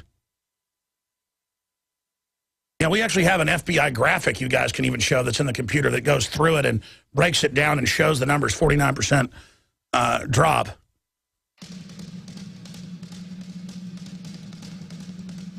By the way, the crew does a great job. I get so focused on fighting the New World Order. I'm like, get that document, get this document. And I think over the years, not my crew now, but some people have thought I'm like mad at them because I'm so crazed. I'm crazed, not craven. And I'm trying to stop Lenin before he takes power. I mean, Lord Lenin's in charge, but he hasn't secured the whole country yet. You know, that took him a decade. I mean, everybody knows I'm a big Waylon Jennings fan, and I'm also a big fan of his son, Shooter Jennings, who I've never met in person, talked to on the phone quite a bit. And, of course, a lot of his music's been used in a film like Police State 4, The Rise of FEMA. But, I mean, to meet him in person, it's like he looks even a lot more like his dad in person than he does even in his photographs. It's like, it's amazing. I don't get starstruck over just regular, like anybody who's a celebrity. I like people I admire. I can't tell you how many mornings we've cooked breakfast with our kids, or back when I was a kid, listening to Waylon Jennings and people. I mean, I just love Waylon Jennings. So Shooter Jennings is here, coming in studio at the 5 after break in the next hour to talk about fighting the New World Order, and he's kicking his nationwide tour off right here today. He's going to be outside Austin playing tonight. Okay, let's go to the man who was on with us Tuesday and said he predicts an imminent Bitcoin crash, and it went from 260-something down to 100 in just an hour, just as he predicted. And I added the prediction that it would bounce back up, which it did partially. So joining us via Skype just for this segment and the next is Mike Adams from his farm, from his extremist compound. Mike Adams, I mean, you called it. Some are saying that we actually caused it. I say Boulder Dash. Hi, Alex. Thanks for having me on. There's no way that we caused this. And I mean, even if we did, then that would mean the currency is so weak that it's a joke to begin with. So we couldn't have caused it just by predicting a crash would happen at some future date. But it is true that on your show, you and I predicted, we called it 100% accurate that a disastrous crash was coming. It happened less than 24 hours later.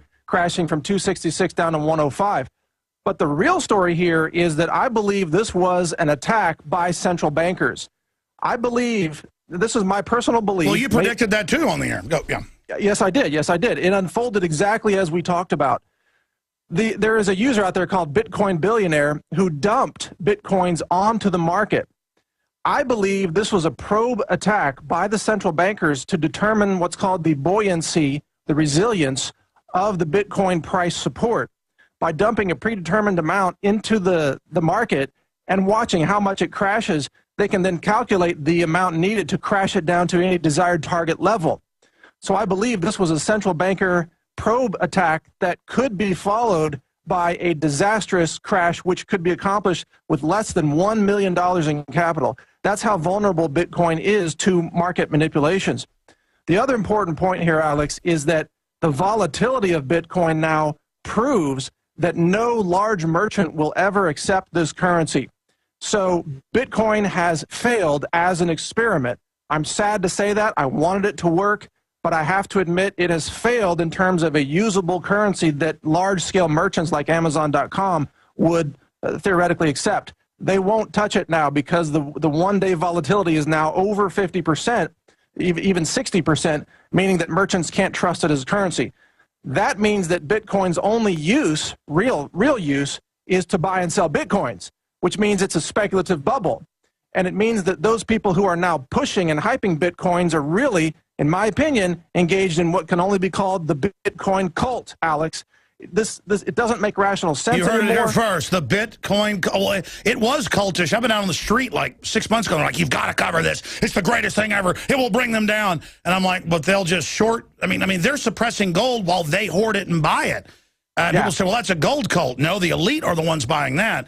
But I mean, I like the idea of this type of free currency. The problem is whatever's big and whatever comes out first, the enemy is going to try to blow it up. That's the basic warning. It's super easy for the central banks to manipulate it, to crash it, to discredit it. And the main Bitcoin exchange has now frozen all transactions for 12 hours. It's a Bitcoin bank holiday, Alex. A Bitcoin bank holiday. But you're bad because you're right. Bad, Mike Adams. Bad, bad, bad.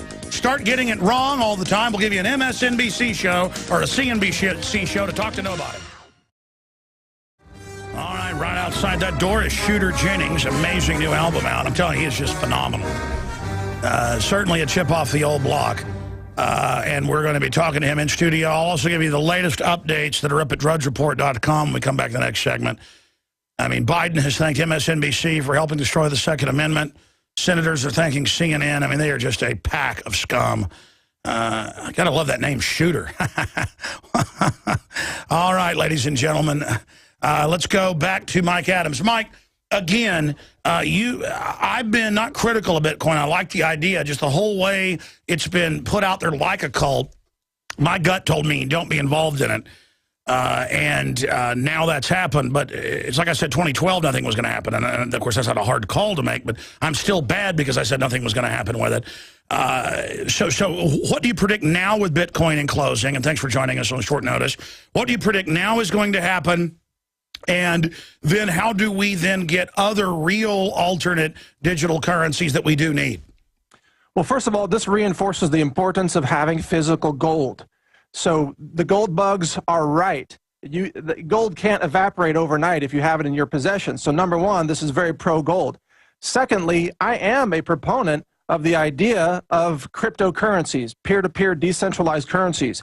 Bitcoin, I'm calling it a failed experiment at this point, but it's not the end of virtual currencies. I think there are going to be more attempts, more, Bitcoin 2.0, other things that will be attempted and may be a lot more successful. And I hope they are, by the way. I think the central banks need competition. But right now, at this point, I have warned everybody that Bitcoin currently is a zero-sum game, almost a scheme at this point, because for someone to win at Bitcoin, someone else has to lose. Everybody can't win altogether. So if you think that you're smarter than everyone else who's buying Bitcoins, then by all means, go ahead and risk your life savings at it. But chances are you're not. And what we're really seeing with Bitcoin is that this younger generation hasn't learned the lessons of the dot-com bubble, which did crash and did burst and did lose 99% of many people's entire life savings. This younger generation didn't live through that, and they haven't seen it, and they think they've discovered some new galactic, loophole through which everybody can become wealthy. And I mean, one reason the Chinese are investing in this so much is that they don't invest in it because they're gullible. The general public, that's a big thing in China, is to ride bubbles. They've got one for an herb right now that supposedly can, help you with swine flu or something. So, I mean, a lot of this was China pumping into it as well. I agree with you on that front. Now, are you declaring that it's going to be dead soon, pretty much, or are you saying it's now just going to be a pure casino? It is already a pure casino at this point. Until it comes back to traditional valuations, which I would say would be something well under $10 a Bitcoin, then I would warn people away from it. Now, I know there are a lot of people talking up Bitcoin. Most of those people have Bitcoins, and they have everything at stake.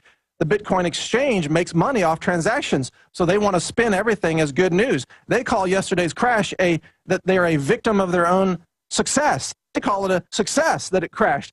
I call that a loss of $1 billion in valuation. So people, put your money where it really counts, which would be some gold, some farmland, maybe food production technologies, maybe some storable foods, firearms, ammo. That can't disappear overnight. Skills. Absolutely. Be smart, people. Don't be suckered into the latest bubble. Well, look, I think overall it's a good idea. I've been very suspicious of the whole nebulous nature of it from the beginning. And we'll see what happens. So far, you've been dead on, and we'll see what happens. But, I mean, as for gold, they are manipulating it on purpose now. Yes. And over 12 years, it only goes up. We've been proven right long term. So we'll see if we're proven right on this long term as well. Naturalnews.com is where you find more of Mike Adams' great work, and he graciously lets us repost it at Infowars.com. Mike, thank you so much. Thank you, Alex. Ladies and gentlemen, Shooter Jennings, straight ahead on the other side of this break, and an update on the gun grabbing. Well, the album's out, and it is climbing up the charts, and he's kicking off his new tour here in Central Texas tonight in San Marcos. Shooter Jennings, whose music is in Police State 4, The Rise of FEMA, came out a few years ago, which I've got to say, as I said earlier, I mean, how many stars are in music? 5 stars? 20 stars? I mean, it is as good as it gets. But what do you expect? He's a chip off the old block. Waylon Jennings' son, here in studio with us. First time I've had a chance to actually meet him in person, talk to him on the phone and on the air quite a few times before. He also collaborated with Stephen King, of all people, also on some of the intros on the last album. The new album is out, and it's available on iTunes and everywhere else. It's Great Country, The Other Life, available right now. We're going to be playing some clips of that, and we're going to talk about politics and the world. He's sitting right there. We're going to him here in just a moment. But the big fight on the Second Amendment, give it up. Biden says it's time to get rid of the Second Amendment. Filibuster fails. Gun bill clears Senate hurdle for national registration and the persecution of gun owners. As our city councilman said, first we're going to register and then we're going to confiscate your guns right here in Austin. Democratic senator thanks CNN for its support in gun debate. Biden thanks MSNBC. And senator says background checks could allow holder to create gun registry. They already do, folks. They've been caught. Highway Patrol gives feds entire list of Missouri concealed weapon permit holders. A lot of the media likes to publicize those, like Hitler would publish the names of Jews in the newspaper so people could target them. This is the persecution of gun owners. Senator Cruz says Obama taking advantage of the dead kids at Newtown. That's all up at drudgereport.com. That's the best at having the latest breaking news. We have deep analysis and videos up at prisonplanet.com and Infowars.com. North Korea hasn't launched their missiles yet. As another government holds us hostage, give us more money, world, or we'll blow up Japan, blow up South Korea, blow up the U.S. Targeting Austin. Thank God most experts agree his missiles can't reach Austin, but they can reach the West Coast if they were lucky to not blow up on a launch pad. And they could certainly hit Japan or South Korea. That's just the capital of South Korea, Seoul, 30 miles away from the missile emplacements. So that's just some of the news out there today. And we'll also try to jam in some phone calls for Shooter coming up towards the end of the hour. Shooter, man, what a crazy world. 2 years ago, you put out your last hit album, and it just, the whole thing talking about the tyranny in the world and the big changes that were coming, and now it's happened, and now you've got another album out. It's great to have you here with us. Man, it's great to be here. I really appreciate you letting me on the air, you know. I think I've said to myself I'm not going to really be doing many more interviews, but being on this show is really, I've been looking forward to it, so thank you. Well, I was looking forward to you coming to town, and then I get so busy, and then I get to work, they go, you know, this is the day Shooter's coming, and it's like, bam, there you are. Yeah, well, here we are. It was really nice to actually see you in person, man. Why do you say you might not do a lot of interviews anymore? Just sick of them? Yeah, you know, I get asked a lot of the same questions, and it's really been like pretty much anybody can pick up the phone and get a hold of me, and these days, the way that the world is turning and the way things are and the way that I feel about things, I really feel like it's important to say things when people are going to listen. And I think that in a case like this, you know, we can talk about real issues, things that bother us without worrying about what people think, you know, and I don't want to deal with some angled press somewhere that really wants to talk to me, you know, just ask me what it's like being my dad's kid or something like that, and not really care about what I got to say about things, you know what I mean? What is it about the so-called mainstream media? I think it's their training. They almost always twist what was really said. I had Billy Corrigan on about a month ago, and it was in a bunch of newspapers, but one Salon article actually did a decent job on what the interview was about. All the others distorted it, and I said, wow, I can't believe they actually just really covered what we said. They always try to distort on purpose like it's impressive or something. I know. They spin it in a way, and I think this trickles down on a lot of levels. I think you have people at high levels that are strategically changing what they want articles to be angled against, and then I think you have people at low levels that just aren't paying attention and only pay attention to what these things that strike a chord in their mind, and those are usually people that aren't aware of what's really exactly. No, it's a feedback loop. They've grown up in the propaganda. Yeah. They're not even active agents. They just regurgitate. Exactly, and that's the only thing they know. It's so funny because like people that aren't exposed to, you know, for me doing Black Ribbons, that was an experience of me waking up and being aware. Like I can't even watch my children's. And that was the last album, Black Ribbons. Yeah. And that for me was trying to wake other people up, you know. But I can't watch, you know, Bubble Guppies or these shows that my kids watch on television without seeing something that is gearing them already towards what they're supposed to think the world is like, you know. Well, it's actively trying to take them away from you. I mean, you watch children's programming now. It's programming. I mean, it's. Yeah. Straight up, yeah. With the exception of certain things that are independently done, I feel like exactly, you know, that we're in just like the news, just like sports programming. I mean, all of it, you're constantly being fed this box that they keep you in, and how you're supposed to view the world, and what success is, and what men's relationships are, and things like that. You know, I definitely think that the press and the people who are uneducated about it are the people that perpetuate it, and that's what they've got in their back pocket is they know that 90% of the world are uneducated on what's really going on, and they're going to continue to perpetuate the lie. You know, you're absolutely right about that. Wow. We were talking during the break, and that was some pretty interesting stuff. You want to repeat what you were saying off air? Oh, wait, what was I saying? We were just talking about the whole Second Amendment thing. Oh, yeah. You've got the legendary name Shooter. I mean, what's your take on all this? Well, see, I got real mad because right after, okay, first of all, I have a 5-year-old daughter, so the Newtown thing was heartbreaking to hear. And, you know, of course, that I would never want to say that those kind of things should be allowed to happen or whatever, because that's the way they like to attack you if you're trying to protect the guns thing. But I was listening. I was taking my 5-year-old daughter to school every morning, and every morning I would tune in to your program on the way there and on the way back.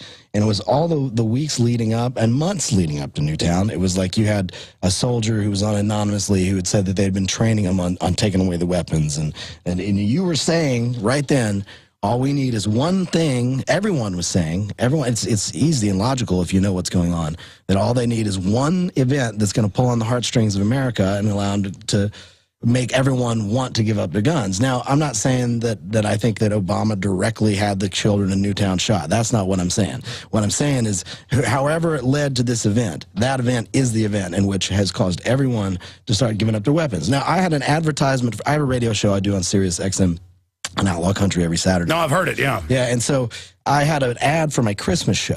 And it was after all this, and I do my own graphic art and stuff, and I do things that are just crazy and funny. I took Santa Claus and put my head on some kid who's sitting on Santa Claus, and just to art it up, I always put blood splatters and little things everywhere around my name and everything. It wasn't like directly related to Santa Claus and the children. I just had this blood splatter thing as a kind of background coloring of the thing.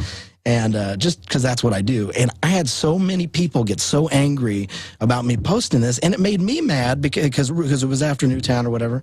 And I said, why do we have to freaking sanitize our culture every time one of these things happen? You know, Rage Against the Machine, their entire catalog was banned from the radio. And Tom Morello is a friend of mine, and people have different opinions of what he says, but I really strongly believe in his outlook on things. And they banned their entire catalog from the radio after 9/11 for several months. And it's like, what are you doing? Well, same thing with the Dixie Chicks when they criticized the war. And, I mean, for people that are on the left, he's one of the best people out there. He'll actually truly criticize. He's been critical of Obama. But expanding on that, that's what the Soviets would do, is they're putting the guilt on all shooters, no pun intended, so that we'll do what they say. When the FBI's own numbers show 49% drop in violent crime in the last 20 years because of gun proliferation, the predators are absolutely scared. But then they want to say, oh, a child can't have a bubble gun. A child can't have a water gun. Oh, you're kicked out of school. You talked about playing cowboys and Indians or cops and robbers. This is the Sovietization of our country. Exactly. And it's like, you know, them going into movies after 9/11 and removing the Twin Towers. Like what happened to Never Forget? They want you to not remember, you know. It's the memory hold. Yeah, and it just... Or taking trailers out from movies that show shoot-'em-ups. Yeah. Oh, my God. Or not showing movies. Or what was that one movie that, you know, about the phone booth, I think it was called, or something. All that stuff happens. It's like, what are you doing? It's like, that's not the problem. Why are we spending money and time and all these? But everyone has a bleeding heart thing about them, and they like to jump on that bandwagon, whether it's towards the right cause or not the right cause or whatever. But when they make it easy and kind of a fake sentimentality, just kind of easy. Get on the bandwagon, feel good about yourself. Yeah. Come on, turn your guns in while the government's buying billions of rounds of ammo, giant armored vehicles, and I have the Army manuals training to confiscate our guns. It's like they're getting all these guns going, now turn yours in. We'll be real nice once this happens. Of course. I mean, it's 2 + 2 = 4. I mean, of course. They can kiss my ass as far as I'm concerned with all that. It makes me so angry. I love it. Oh, my goodness. Man, let me tell you.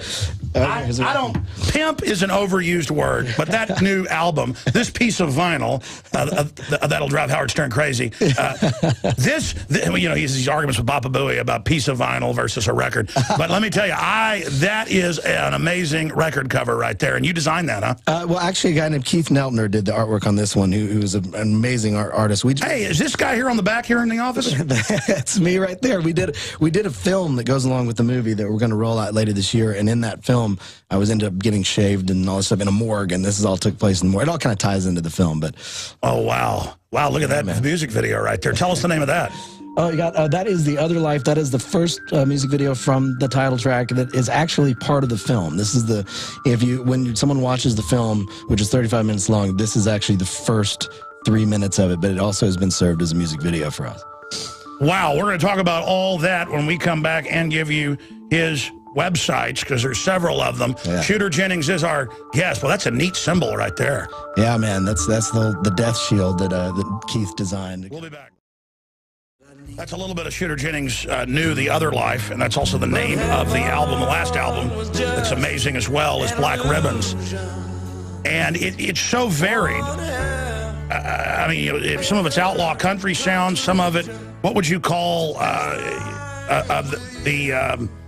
the top track on Black Ribbons? I mean, you cover a bunch of different genres. What would you call it? Man, it's music, I guess. For me, I grew up an MTV kid, you know, so I was absorbed at all my dad's stuff, and I love country music, but I really fell in love with country music at a later point. I was a rock and roll kid growing up, so to me, it's not interesting if you don't bring it all in, you know what I mean? And but you do it all so well. Thank you, man. Well, genres are built just like they put you in a box in society. Genres are built to put music in boxes. What would you call Summer of Rage? I don't even know what to call that. Man, I don't know. It's like you said, it's kind of like soft rock, but it's kind of programmed drums, kind of Pink Floyd-y. It's kind of, you know, this, that, and Radiohead-y.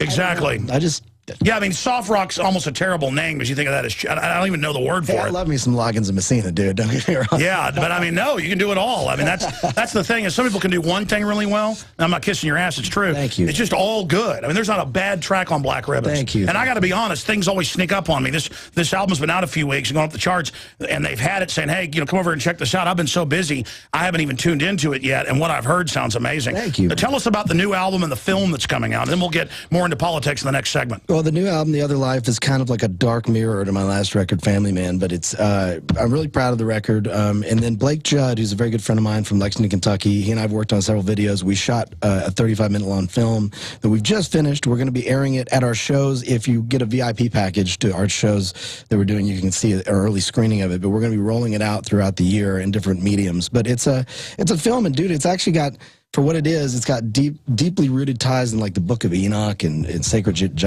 geometry and things about change and rebirth and all that. So, it's pretty wild. I'm into, I get into all that stuff anyway. I'm into fighting the New World Order. I'm also into to reading every kind of religious. Well, you need to know about that stuff because they're obsessed with it, but use it for bad. Yeah, man, absolutely. And everything from Dianetics to the Book of Enoch, I've read it all. I get into absorbing what cultures are obsessed with religion and these kind of every angle. Yeah, every angle of it. So it all kind of comes out. But I'm real proud of the record. And ShooterJennings.com is the place to kind of stay where you can find out where the film's going to be and all that. ShooterJennings.com. Yeah. Everybody's giving their kids names today, which I think is cool, like, Rocker or Shooter or Gunner.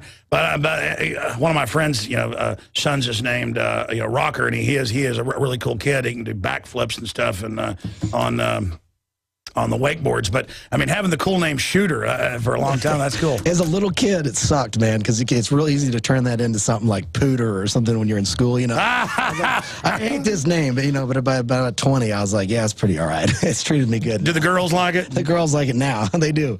My son's name is Blackjack, so I'm waiting for him to get old enough to use Blackjack Jennings. Yeah.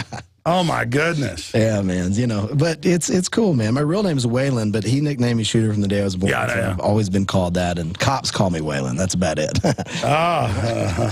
When they get the ID card. Yeah, exactly.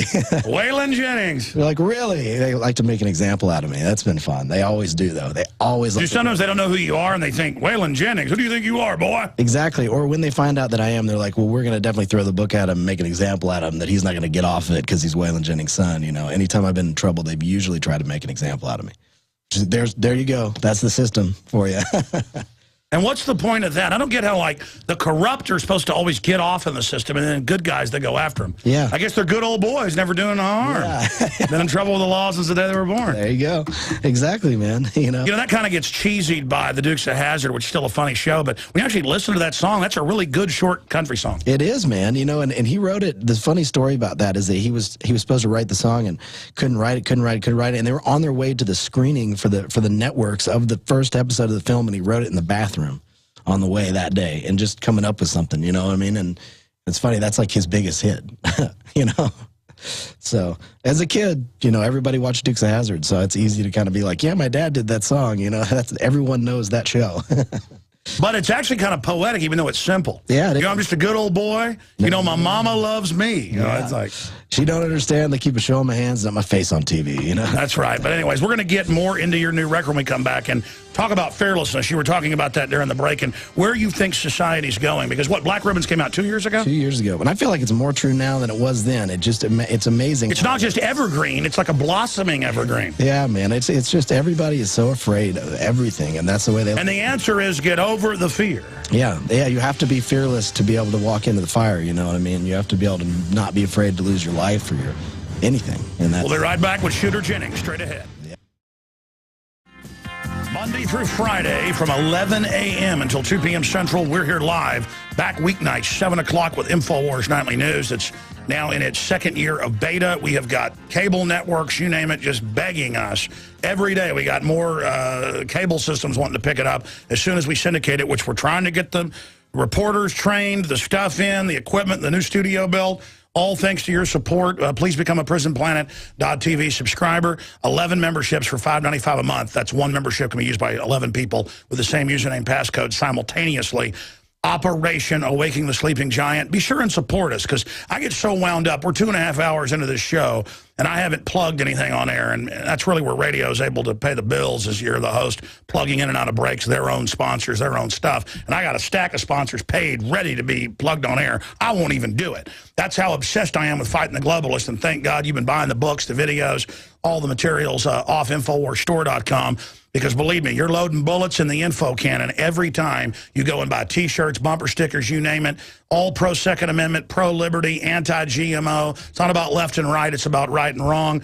And you know what I love? He's not being politically correct. The Gunslinger Tour 2013 kicks off right here in Central Texas tonight, and I'm just honored that Shooter's kicking it off in Central Texas. San Marcos. Absolutely. And right here on our show, so I'm honored. And the album's out now, climbing up the charts. The Other Life, the last big album, I say you need to get it as well.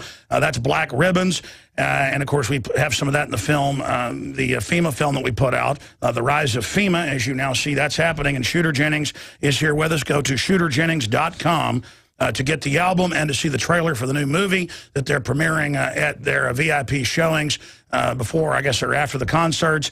And I know a lot of your shows are sold out, because about a year ago you were in town, and it was a couple days before, and I heard about it, and it was sold out. Is tonight already sold out down in San Marcos? I don't think so, man. It's funny because, like, I don't think most of the shows aren't sold out, you know, which is... Your awesome one was a year ago or so when you were here. It may have been. It may have been. I think that was when we were here with Cody Canada and The Departed, maybe. I think that we were doing a little tour with them. And when you were with Willie Nelson, you play with him, too? We do sometimes, yeah, man. You know, his son, Lucas, is really... I don't know if you've ever checked him out. He's real good, and his album's called The Promise, The Real, and he's kind of in our mindset, you know.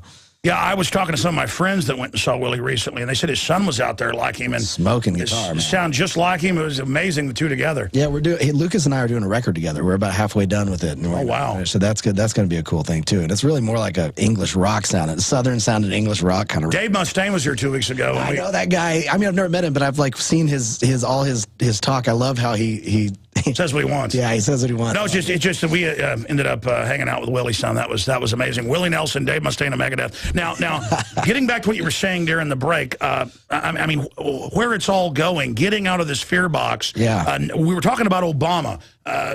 Get back into that. Well, yeah, man. You know, I do believe that at this day and age, you have to be fearless. That moves on every level, musically, or what you make. I think what you say, all that kind of stuff. The fearlessness is the thing you have to make a change, because the one thing that the government, the one thing that the record labels, all these radio, they like to keep the fear of not being included is part of a big thing. They want to control the system, but we're close to breaking that. Yeah, it's like in music, alternative media. Yeah, you're right. I mean, in the boxes they keep us in, you have to think outside of those boxes. And like it's like with Obama, man. I mean, it's like I tell everybody, it doesn't matter if it's Obama or Republican candidate. At this point, whoever makes it to the very furthest point to be the two people you're choosing between, both of those people, 2 generations back, go back to the same people controlling the banks, pulling the strings, the people whose investments are being protected by whoever's going to be the president. I had lots of people, and they get mad at me all the time for saying this, call me a conspiracy theory and crazy, but you know, that when Obama happened, they were just like, oh, it's all going to change now. He's going to fix it. It's so nice. It's so wonderful. And yes, and it is great for the history of Black America and the oppression and all those things that are happening. But the reality, get rid of all those, you know, glistening facts that make the whole experience so magical.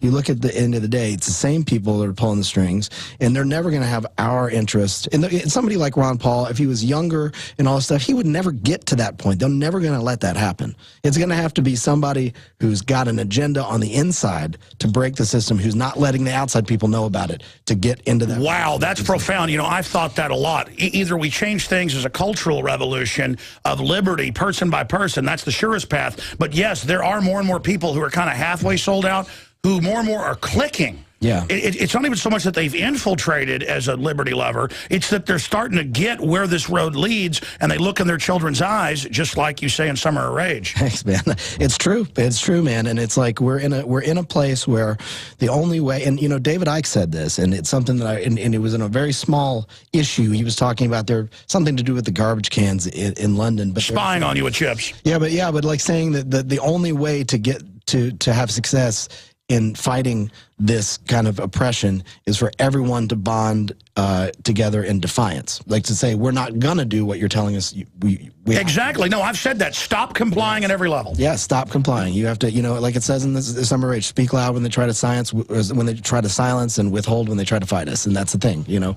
Say, we're not going to fight you when you want us to fight you, and we're not going to be quiet when you want us to be quiet. I forget the Berkeley speech during the Civil Rights Movement, but the man says you got to put yourself against the machine and just say, look, I'm not going to stop until you stop. And that's it. Just they put out this image that we've all got to be heroes by ourselves and fix it all overnight and slay the dragon like King George. Instead, it's lots of little battles. We've got to just put our weight against the machine. And folks, if you can't put a lot of weight, that's fine. Put a little weight. Because I'm going to tell you, once you start putting a little weight, it feels so good to resist. Just you're going to put all your weight. Yeah, I know. And that's why the small community mom and pop stores right now in this economic decline, it's so important to strengthen the small community because those corporations are starting to fail. They don't get the success they want. This goes. I'll go 10 miles out of my way to go to a mom and pop, even if the food isn't as good. I agree because it's like if you can strengthen that small community, that's how communities bond together. That's how revolutions happen, you know. And I really believe that. And it same goes for country radio. If you want to use it as a metaphor for country radio and the way it works, you have all this pop glistening. They tried to block your dad. Yeah. I mean, it keeps going back to that. It didn't work. The only way it backfired. The reason why it backfired is because they amassed a real community of fans, just like a revolution, who they couldn't ignore anymore. It's like all of a sudden they're selling as many tickets and his records as the pop acts. Without the help of the machine, you're able to take over the machine, and they did. And that's why outlaw country is so important. Anything, when the government's a bunch of crooks,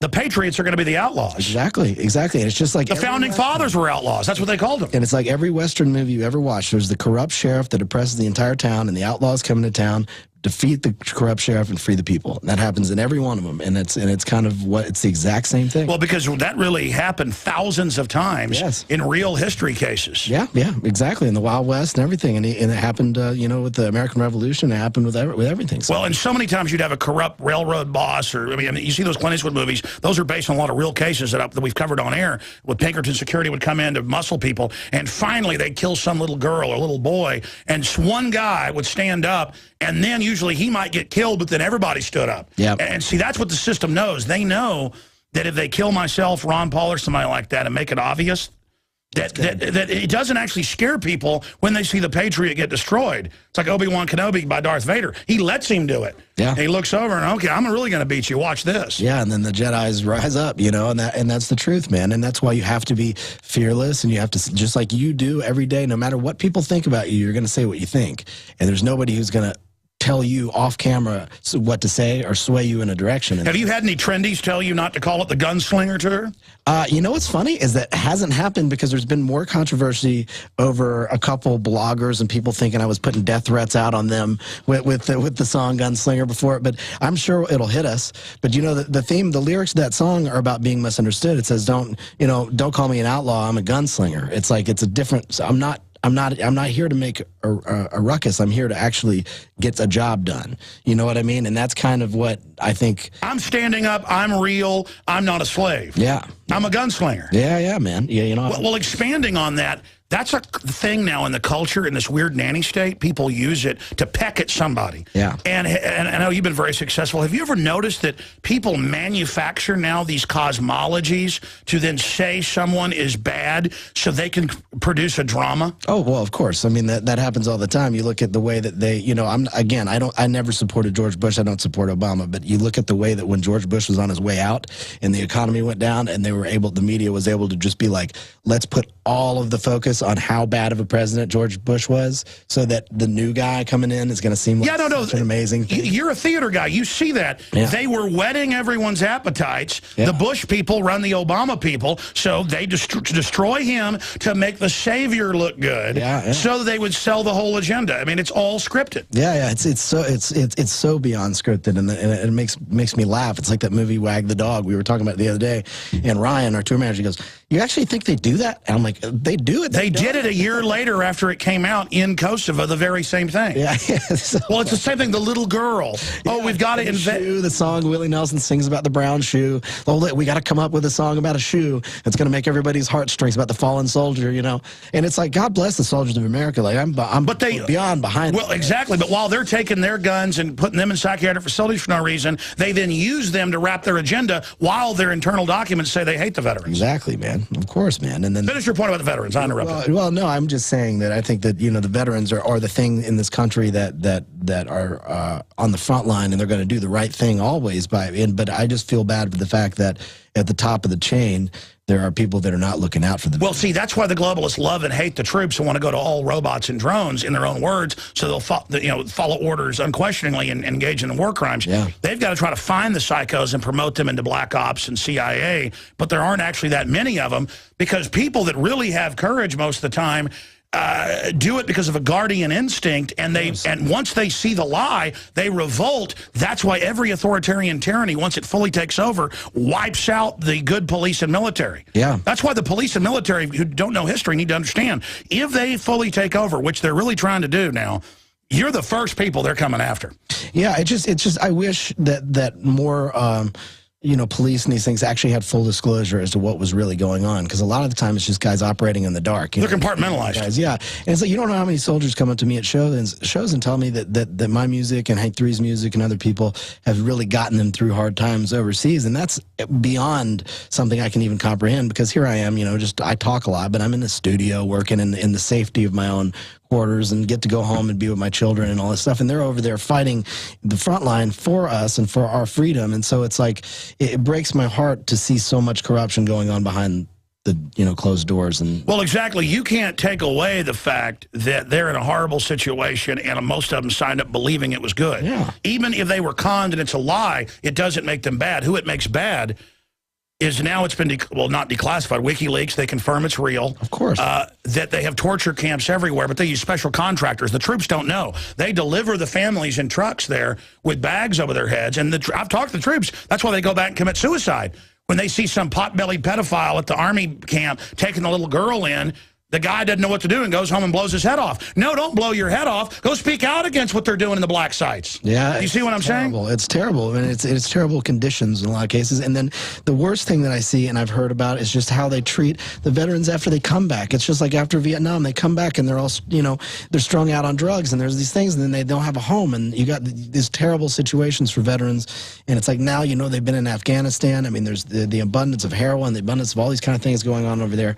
And it just, the things they see, the things they have to do, I just hope that they really, in the future, we have better treatment for veterans. Well, I mean, people back in the cowardly empire, yeah, you know, out here, they're scared of the troops when they come home because they're scared of men. Yeah. They're scared of people they shouldn't be scared of, and then they're not scared of the government, who they should be concerned about. Yeah, yeah, I agree. But they don't know. A lot of people don't know what's going on. You know, this interview, we got about 15 minutes left here with you, Shooter, and we're going to go do an interview for the Nightly News, but then I'll dole that out sometime next week. ShooterJennings.com. After you leave here, what is it that you want to talk about that you forgot to talk about?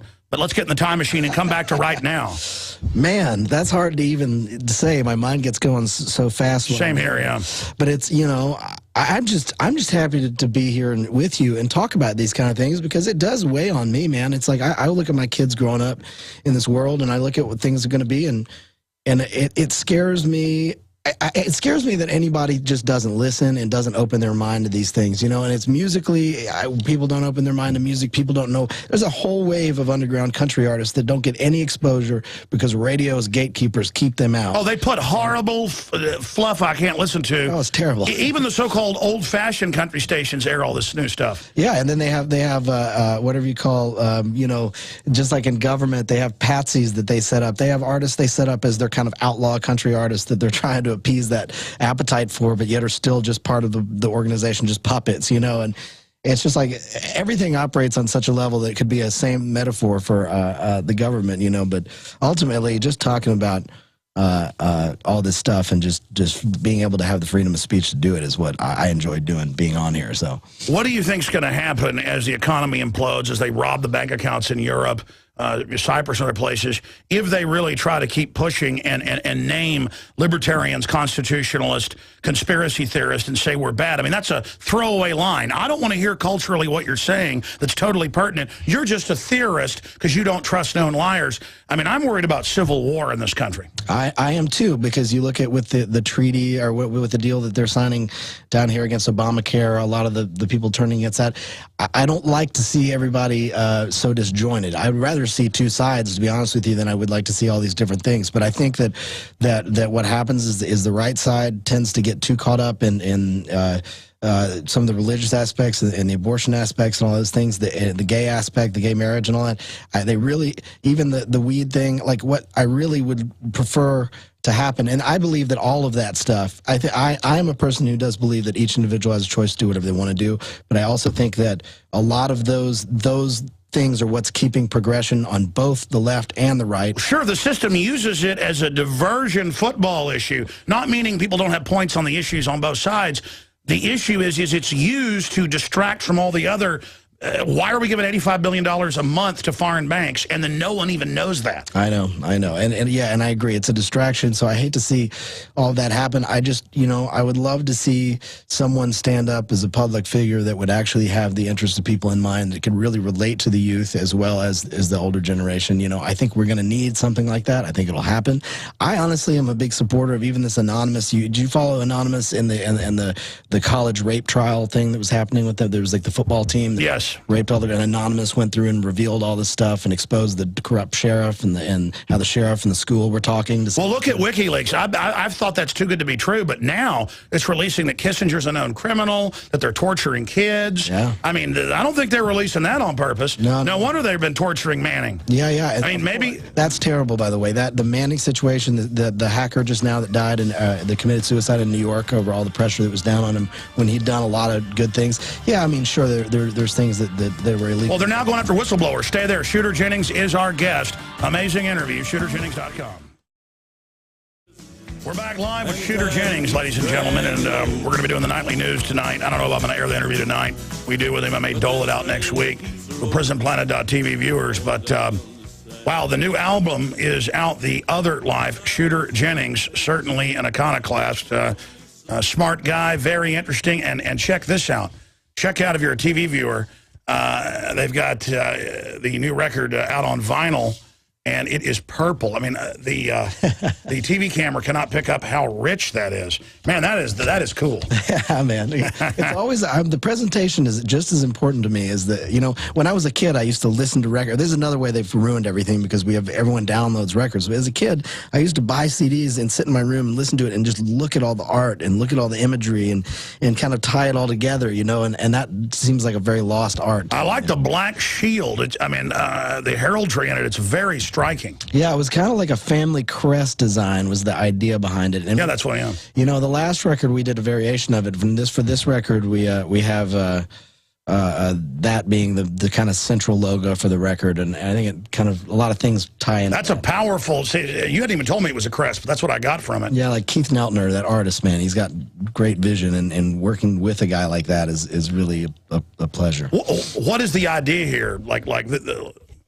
What's the symbology? A lot of the record has been my journey and kind of really understanding being myself with fearlessness, dealing with fearlessness. I mean, dealing with what I feel I'm expected to give to the Waylon fans, what I feel like I'm expected to give to my fans, what I feel like all that. And I think a lot of the record in this film we made, one part of it is my hair gets cut and I get shaved, and it's kind of like what's underneath all that a little bit is the real me, as opposed to what people think that I'm supposed to be or the perception of me. And I think it's coming to terms with the fact that not everybody's going to like me, but I got to put forth what is me, by speaking my mind and doing what I want to do, regardless of what anybody else is going to think. Even the Waylon fans, even as much as I love my dad and he was a great dad and I'm proud of it, I have to step out of that and say, the very first line of the album that happens, it says, "Do you know who you are?" And that actually was, as small of a piece as that is, was written during Black Ribbons, and it's really about, and this is what I encourage with any artist that asks me what they should do as an artist and all that, is be yourself, No, expanding on that, you are absolutely right. And if you're not real and true to yourself, and if you don't even try to discover who you really are, you will just take on the programming. Exactly. So really you're saying be conscious, really live, be a human, don't be a dumbed-down animal. I mean, I good or bad, it doesn't matter. You can't always make the right decision in life, but you have to own every decision you make, and you can't. I've learned this the hard way. I've learned it by being dishonest with people. I've learned it by being untrue to myself, making decisions that weren't true to myself, and then paying for that later. And people know it when you're not putting something real out there. And I think if you put something real out there and it strikes a chord with someone, that's when it matters. Well, more and more, I've known this for decades, but now it consumes my life. And I didn't even know about the new record. You know, I mean, I knew you were coming, and I'm just focusing on it now because everybody gets caught up and busy. Sure. But everything in my life is accelerating, and I think it's happening to other people as well, and a quickening towards I only want to be around people that are real, even if I don't agree with them or completely like some of what they do. I'm sick of fakeness and lies and BS, man. I agree. It's like I don't have a problem, you know, these pop country artists. I don't have a problem with their personal journey. Don't say there's anything wrong with it, but the thing I have a problem with is insincerity. And the music that's put out there to the masses is insincere. The news that is put out there to the masses is controlled and insincere. Most of what you receive on your daily programming, from advertisement to subway stations versus it's cold-blooded manipulation. It is. It is. You're right. You know. I mean, I have a buddy that had some hit country songs, and he got so tired of being fake and putting out the pop they wanted that he quit. Yeah. And I mean, he was making a lot of money and successful, and he said that. He said, everything, who they say you like, what you do, everything is scripted. I'm not going to be fake. We'll be right back. Infowars.com. Again, great job to the crew out there. They're kicking butt. We have the best radio crew / TV we've ever had. Best crew on TV end.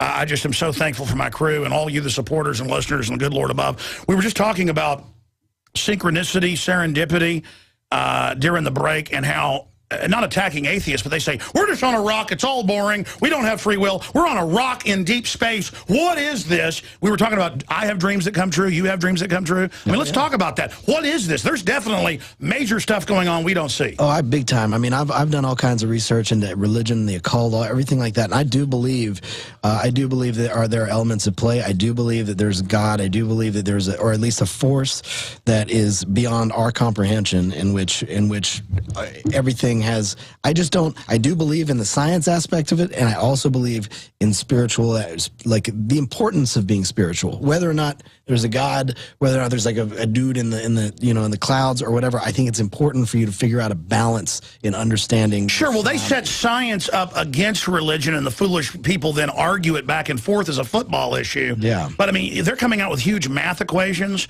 and spectrometers and things, and they're finding there's some other force containing and focusing things. Yeah, and whether that be like the scientific theory that there's like a web and a net that everyone is connected in some kind of visible or non-visible form, dark matter, those ideas. Yeah, that's it. Something as simple as just believing in doing good. Do you know what I mean? It's like it all kind of ties into a very, very easy concept, which is living and acting truthfully and accordingly. Just a good old boy, never doing no harm.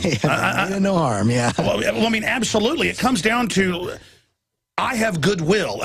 People say, well, what do you stand for? Goodwill. Yeah. Now, if somebody crosses me, screws me around, I can be just as vicious as the most evil guy out there, but I won't even do it in an evil way. I'm saying it's that I don't like doing people wrong. I just don't get people that think they're getting ahead doing that. Yeah, and people that are able to do that are people that have come from a situation. Those are the kind of people you have to be really scared of, you know? People who can sit there and lie to you and know that they're doing harm to you. They're all around, you know what I mean? And I'm just not that way. I'm just not of that nature.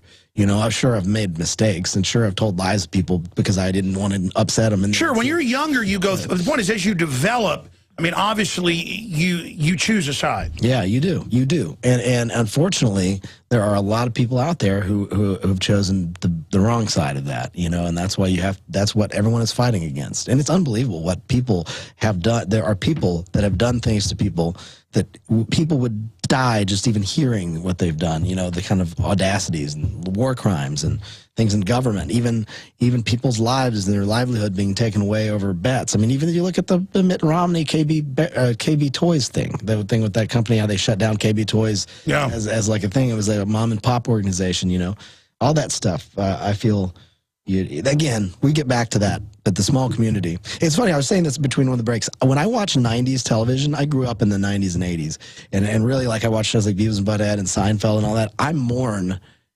for the innocence that we had as a culture back then, because things were so much better, and now there's so much more heaviness after 9/11 and terrorism and the wars that we have. And I'm sure that generation felt the same way about the 70s. 70s felt the same way. But this is the end of the innocence. Really? Yeah. And now people are getting so decadent. They go, let's be evil because it's cool.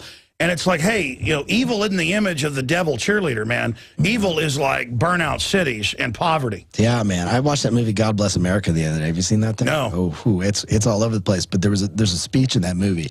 It's so important. He's like, we're living in a culture where it's celebrated. The nastiest, worst, most violent thing is celebrated as normal in culture with YouTube. Kids are on YouTube doing videos. This is the culture we're in that celebrates the bad to the point where... Oh, yeah, it's cool to be mean to animals. It's cool to say kill all the Arabs.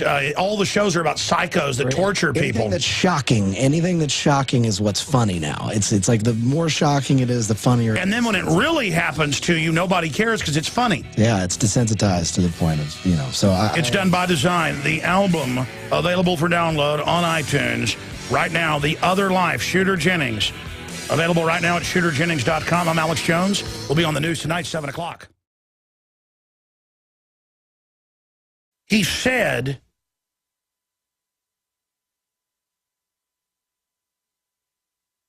that they were going to bring in this world government and that they were then going to exterminate us.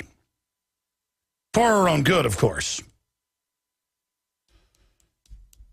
And there's a new Bilderberg Group report out at Infowars.com right now where the president of the Italian Supreme Court, very famous individual, has now come out and said that the government has all of the documentation and Italian intelligence has all the documentation that every time Italy tries to get out from under the EU or the globalist system, terror attacks are staged by the Bilderberg Group. Document says secretive group was involved in strategy of tension. And what does Kissinger say in the new WikiLeaks documents? He says, the illegal stuff we do now, the unconstitutional we have to do later.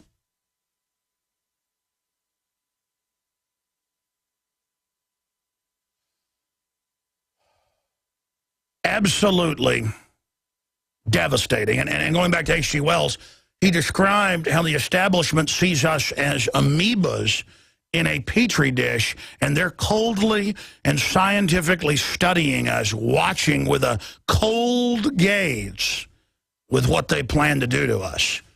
And they do it with the so-called water you drink, with all the poisons and pharmaceuticals in it, and the hydrofluorosilicic acid that's an adjuvant, hyper turbocharging all the other poisons. And it's in State Department Memorandum 200. It's in John P. Holdren's book, Ecoscience. It's in hundreds of publications, Club of Rome, all in my film Endgame, screenshots of their newspaper that they send to members, how they're doing this to us, and it's funny to them. And I'm supposed to just sit here while they're doing this to us and think it's funny.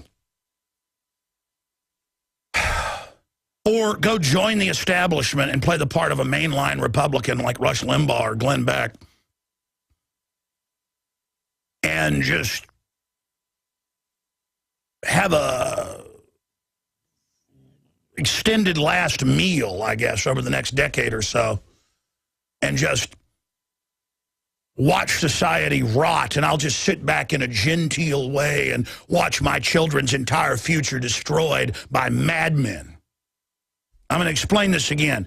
The people that run the New World Order are the people that created the Soviets and the Nazis and the Maoists. And Pol Pot, who was, again, quote, fighting the communists. They don't care as long as humanity is attacked and destroyed and butchered and defaced. These globalists compete with each other over who is the most vicious. And There are real torture camps by the hundreds. This has now been released by WikiLeaks. We already knew this. This had already come out. But it just further confirms it. The Army's own report from 2007, the Tagumbu report, General Tagumbu, is a rare moment of the schizophrenic Pentagon going, this program resulted in children being raped in front of their parents with battery acid and large objects. Go read it. That's just one footnote. And the Pentagon's like, we shouldn't do this. And then they pull back with the program because there's a moment of, whoa, we're really super evil. Whoa,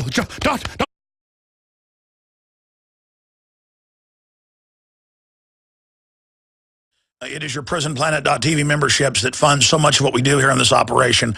And then we're more than happy for the TV show after it's aired live, then be leaked out onto the web to tens of millions of people. That's our goal.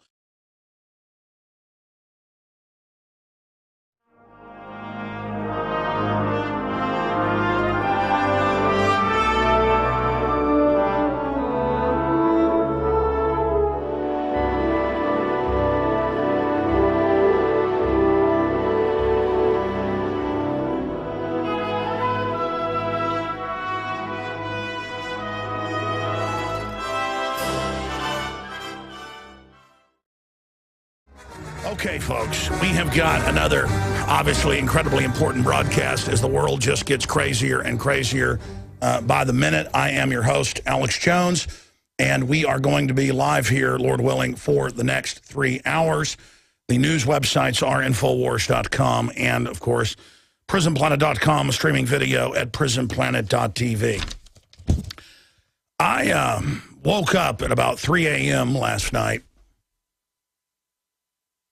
just gripped with conviction to warn people. And I didn't really have an epiphany or what you'd call a vision.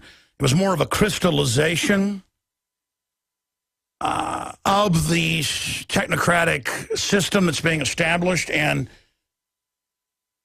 really their entire master plan and what is being established.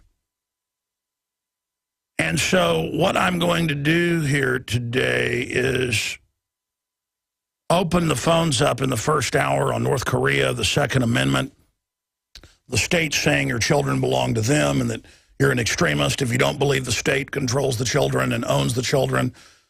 I want to have a discussion about the overall authoritarianism that's coming in like a flood in an attempt to overwhelm us and then ridicule us so that we're off balance and basically accept the destruction of our republic, the destruction of our wealth, and our journey towards slavery being completed. And I'm going to try to focus my mind today because the reason I don't really get into the globalist master plan completely is that it is such a large compendium of information that it is hard to describe to people the full depth of it and how the dialectics work. But, I mean, a lot of it's very, very simple. There is a scientific elite that's mopping up pockets of resistance nationally, worldwide, taking over countries. They have them under economic or military or both siege. They want to end humanity as it's known, and they've already chosen the evolutionary curve of humanity, they believe, towards an end of humanity as we know it and a new species of limited supermen that have merged with new genetic manifestations and the cybernetic interfaces. And they openly, I mean, it's everywhere, fantasize and popularize and engage in predictive programming to sell the idea that this is a foregone conclusion and that some type of heavenly existence, utopian, anti-dystopia will manifest. But if you look at what they're really building, it is a complete and total dystopia of the highest magnitude. So I'm going to attempt to break it down today. And this program is so evidenced in Jong-un to do all of this so they can sell more weapon systems to South Korea and others. That's pretty much what Dr. Steve Pachinik is saying is going on. And you're like, well, what's the proof of that? Well, ABB, headed up by Rumsfeld, the same guy that got aspartame approved and so many other horrible things, he transferred the reactors, and they said, why is the UN authorizing, and why is Clinton authorizing the Swiss company headed up by Rumsfeld at the time? That's how they put him on the board and make him the president for a year, or CEO, then they get the approval. And then he transfers the reactors to them that allow you to make the fissile material to purify the, to enrich is the proper term, the fissile material to then make atomic bombs. 1945 technology. It'll still vaporize your city. And now we're sitting there where they have A-bombs that the globalists essentially gave them. And no one remembers because no one even knew at the time. No one pays attention to stuff like that. I was following it. I was first on radio and TV, 95, 96, and covered it on the air. I was like, why is this Swiss company, and it happened 96, 97, 98, 99, this went on for like 5, 6 years, transferring reactors to them, and the fissile material that they could then enrich. Just like our so-called government is putting al-Qaeda in Libya and Syria, and it's all over the news today. U.S. expected to increase aid to Syrian rebels, AP, including al-Qaeda. Washington Post, al-Qaeda in Iraq formally unites with powerful Syrian militant group funded by the U.S. government and NATO. America's hired death squads and torture teams are still operating in Iraq. Over 150,000. And they're just disappearing whole families, killing people, torturing, murdering. They're just contractors now. And again, this is an army. Build me an army worthy of Mordor. The fighting Uruk-hai. Tonight, you will feast on man flesh. I mean, they are over there doing unspeakable, hellish stuff. I mean, it's intensifying 20, 30, 40 times what Saddam did. 200 camps alone in Iraq. Giant CIA command fortresses filled with thousands, sending forth the black armored vehicles to grab the families, flying them out, black sites all over the world. 200 estimated in Iraq in these WikiLeaks documents. Hundreds in Poland and Romania and Ukraine and Georgia and Jordan and Israel. And now they found black sites in the U.S. And, of course, while they're at it with the CIA aircraft flying drugs in, and you guessed it, little kids, little pigs, let me in, not by the hair of our chinny chin chin, then I'll huff, and I'll puff, and I'll blow your house down. Just total savage murder, where you are seen like a steak at the supermarket by these people. I mean, you don't even enter their club unless you can slowly torture a child to death. Oh, but let's turn our guns into these people. They're nice.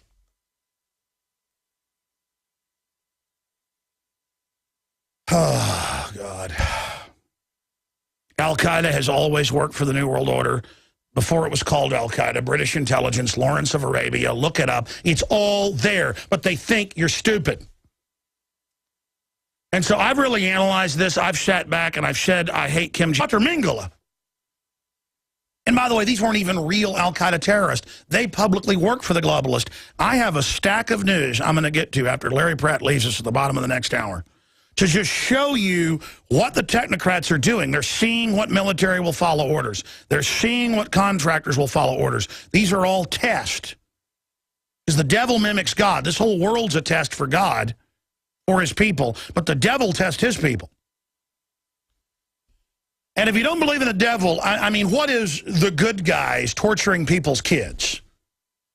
And then they have, I mean, I picked up a law enforcement magazine at a 7-Eleven 13 years ago, back in 99. I read it on air. And it was a whole scenario for police about, do you torture a terrorist's son to find out where the anthrax bombs are that are going to go off in New York? And the intelligence operative teaches the SWAT team guys, the SWAT team magazine, teaches them, yes, you do. The end justifies the means. I mean, just pure twist your mind. And cops out there all listening going, yeah, I've seen that, I've heard that. Because I see that about a third of the time. I just randomly pick up a law enforcement magazine and just open it. It's just pure evil. Page after page of just absolute evil.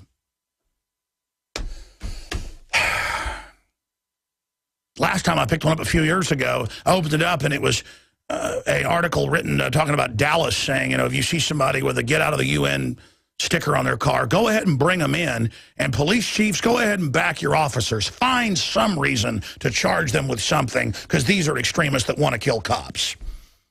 And then you go out and treat patriots like they're bad guys. They go, oh, you're a bad guy. See how you're like two fighting fish put in the same tank? And the globalists sit back going, ha, ha, ha, ha, ha, ha, ha. Full spectrum dominance. Waylon Jennings' son is going to be in studio with us, Shooter Jennings. I've never met him in person, talked to him on the phone quite a bit. He's a big fan and listener. I'm a big fan of his work. And I wouldn't lie to you if I wasn't a fan of his work. You know, I wouldn't even care about talking to him just because he's Waylon Jennings' son, one of my favorite outlaw country singers, one of my favorite, period. Johnny Cash, Waylon Jennings, Chris Christopherson, Willie Nelson, the Highwaymen, there they are. His music is just amazing. And he wrote The Summer of Rage a few years ago. It's in our film Police State 4, The Rise of FEMA, which we ought to use for bumper music. I mean, it is a 5-star song. And really powerful. It's about looking into his child's eyes, realizing that you can't just deny all this is happening. You've got to say no to it. The good in the world has to stand up and say no. He's going to be popping in here in the third hour. We're going to play some of his new album, premiering it here. His new tour starts, I guess, tonight in New Braunfels, or is it down San Marcos, just north of there, yeah. So he kicks his new tour and album off here today. Look forward to meeting him in person. Just some good old boys, never meaning no harm. Been in trouble with the law since the day they were born. I'm just a good old boy. You know my mama loves me. That's what it's all about, loving your children and your mama loving you. You know, I'm a good old boy. You know my mama loves me. And that's what's wrong in the world. Most of these evil people came from evil families where their mama didn't love them. Well, you know what? My mama loves me, and your mama loves you. And we're going to stand up for the children. So here we are, as usual, held hostage by another crazy government that it turns out has been meeting in secret with the U.S. government. You know, the globalists are so criminal, they may have even been paying Kim. It is so 100% on record that it dizzies my mind that we're even having a debate about this. The establishment is moving forward with an accelerated timetable for several reasons. They're about 10 years behind in their projections, and they've looked forward that if they don't accelerate the program, their operation will fail.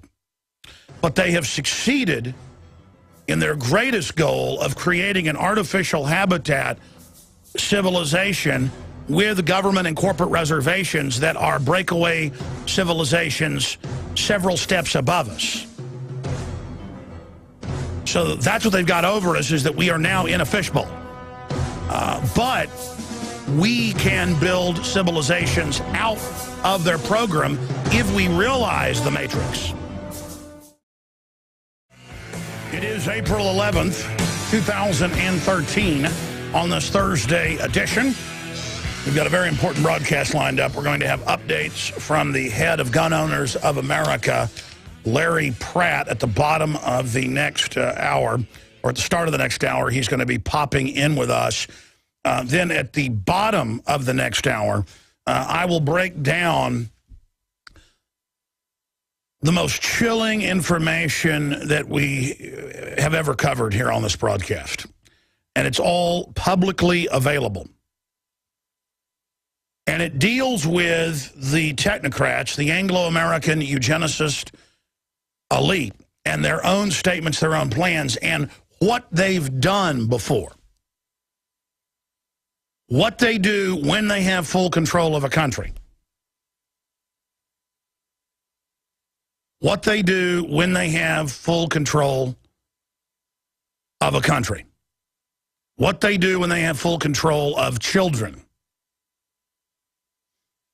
Because if you want absolute proof of what their goal is, what their plan is, you don't just have to go read the books they've written admitting they plan to exterminate the majority of us once world government is fully in place and they incrementally cut the resources off while posing as the saviors during the deepening crises. It's all about crisis management, strategies of tension. I have received out of the National Archives restricted Bilderberg documents. I've talked to former heads of Special Forces Command. They all know what's going on.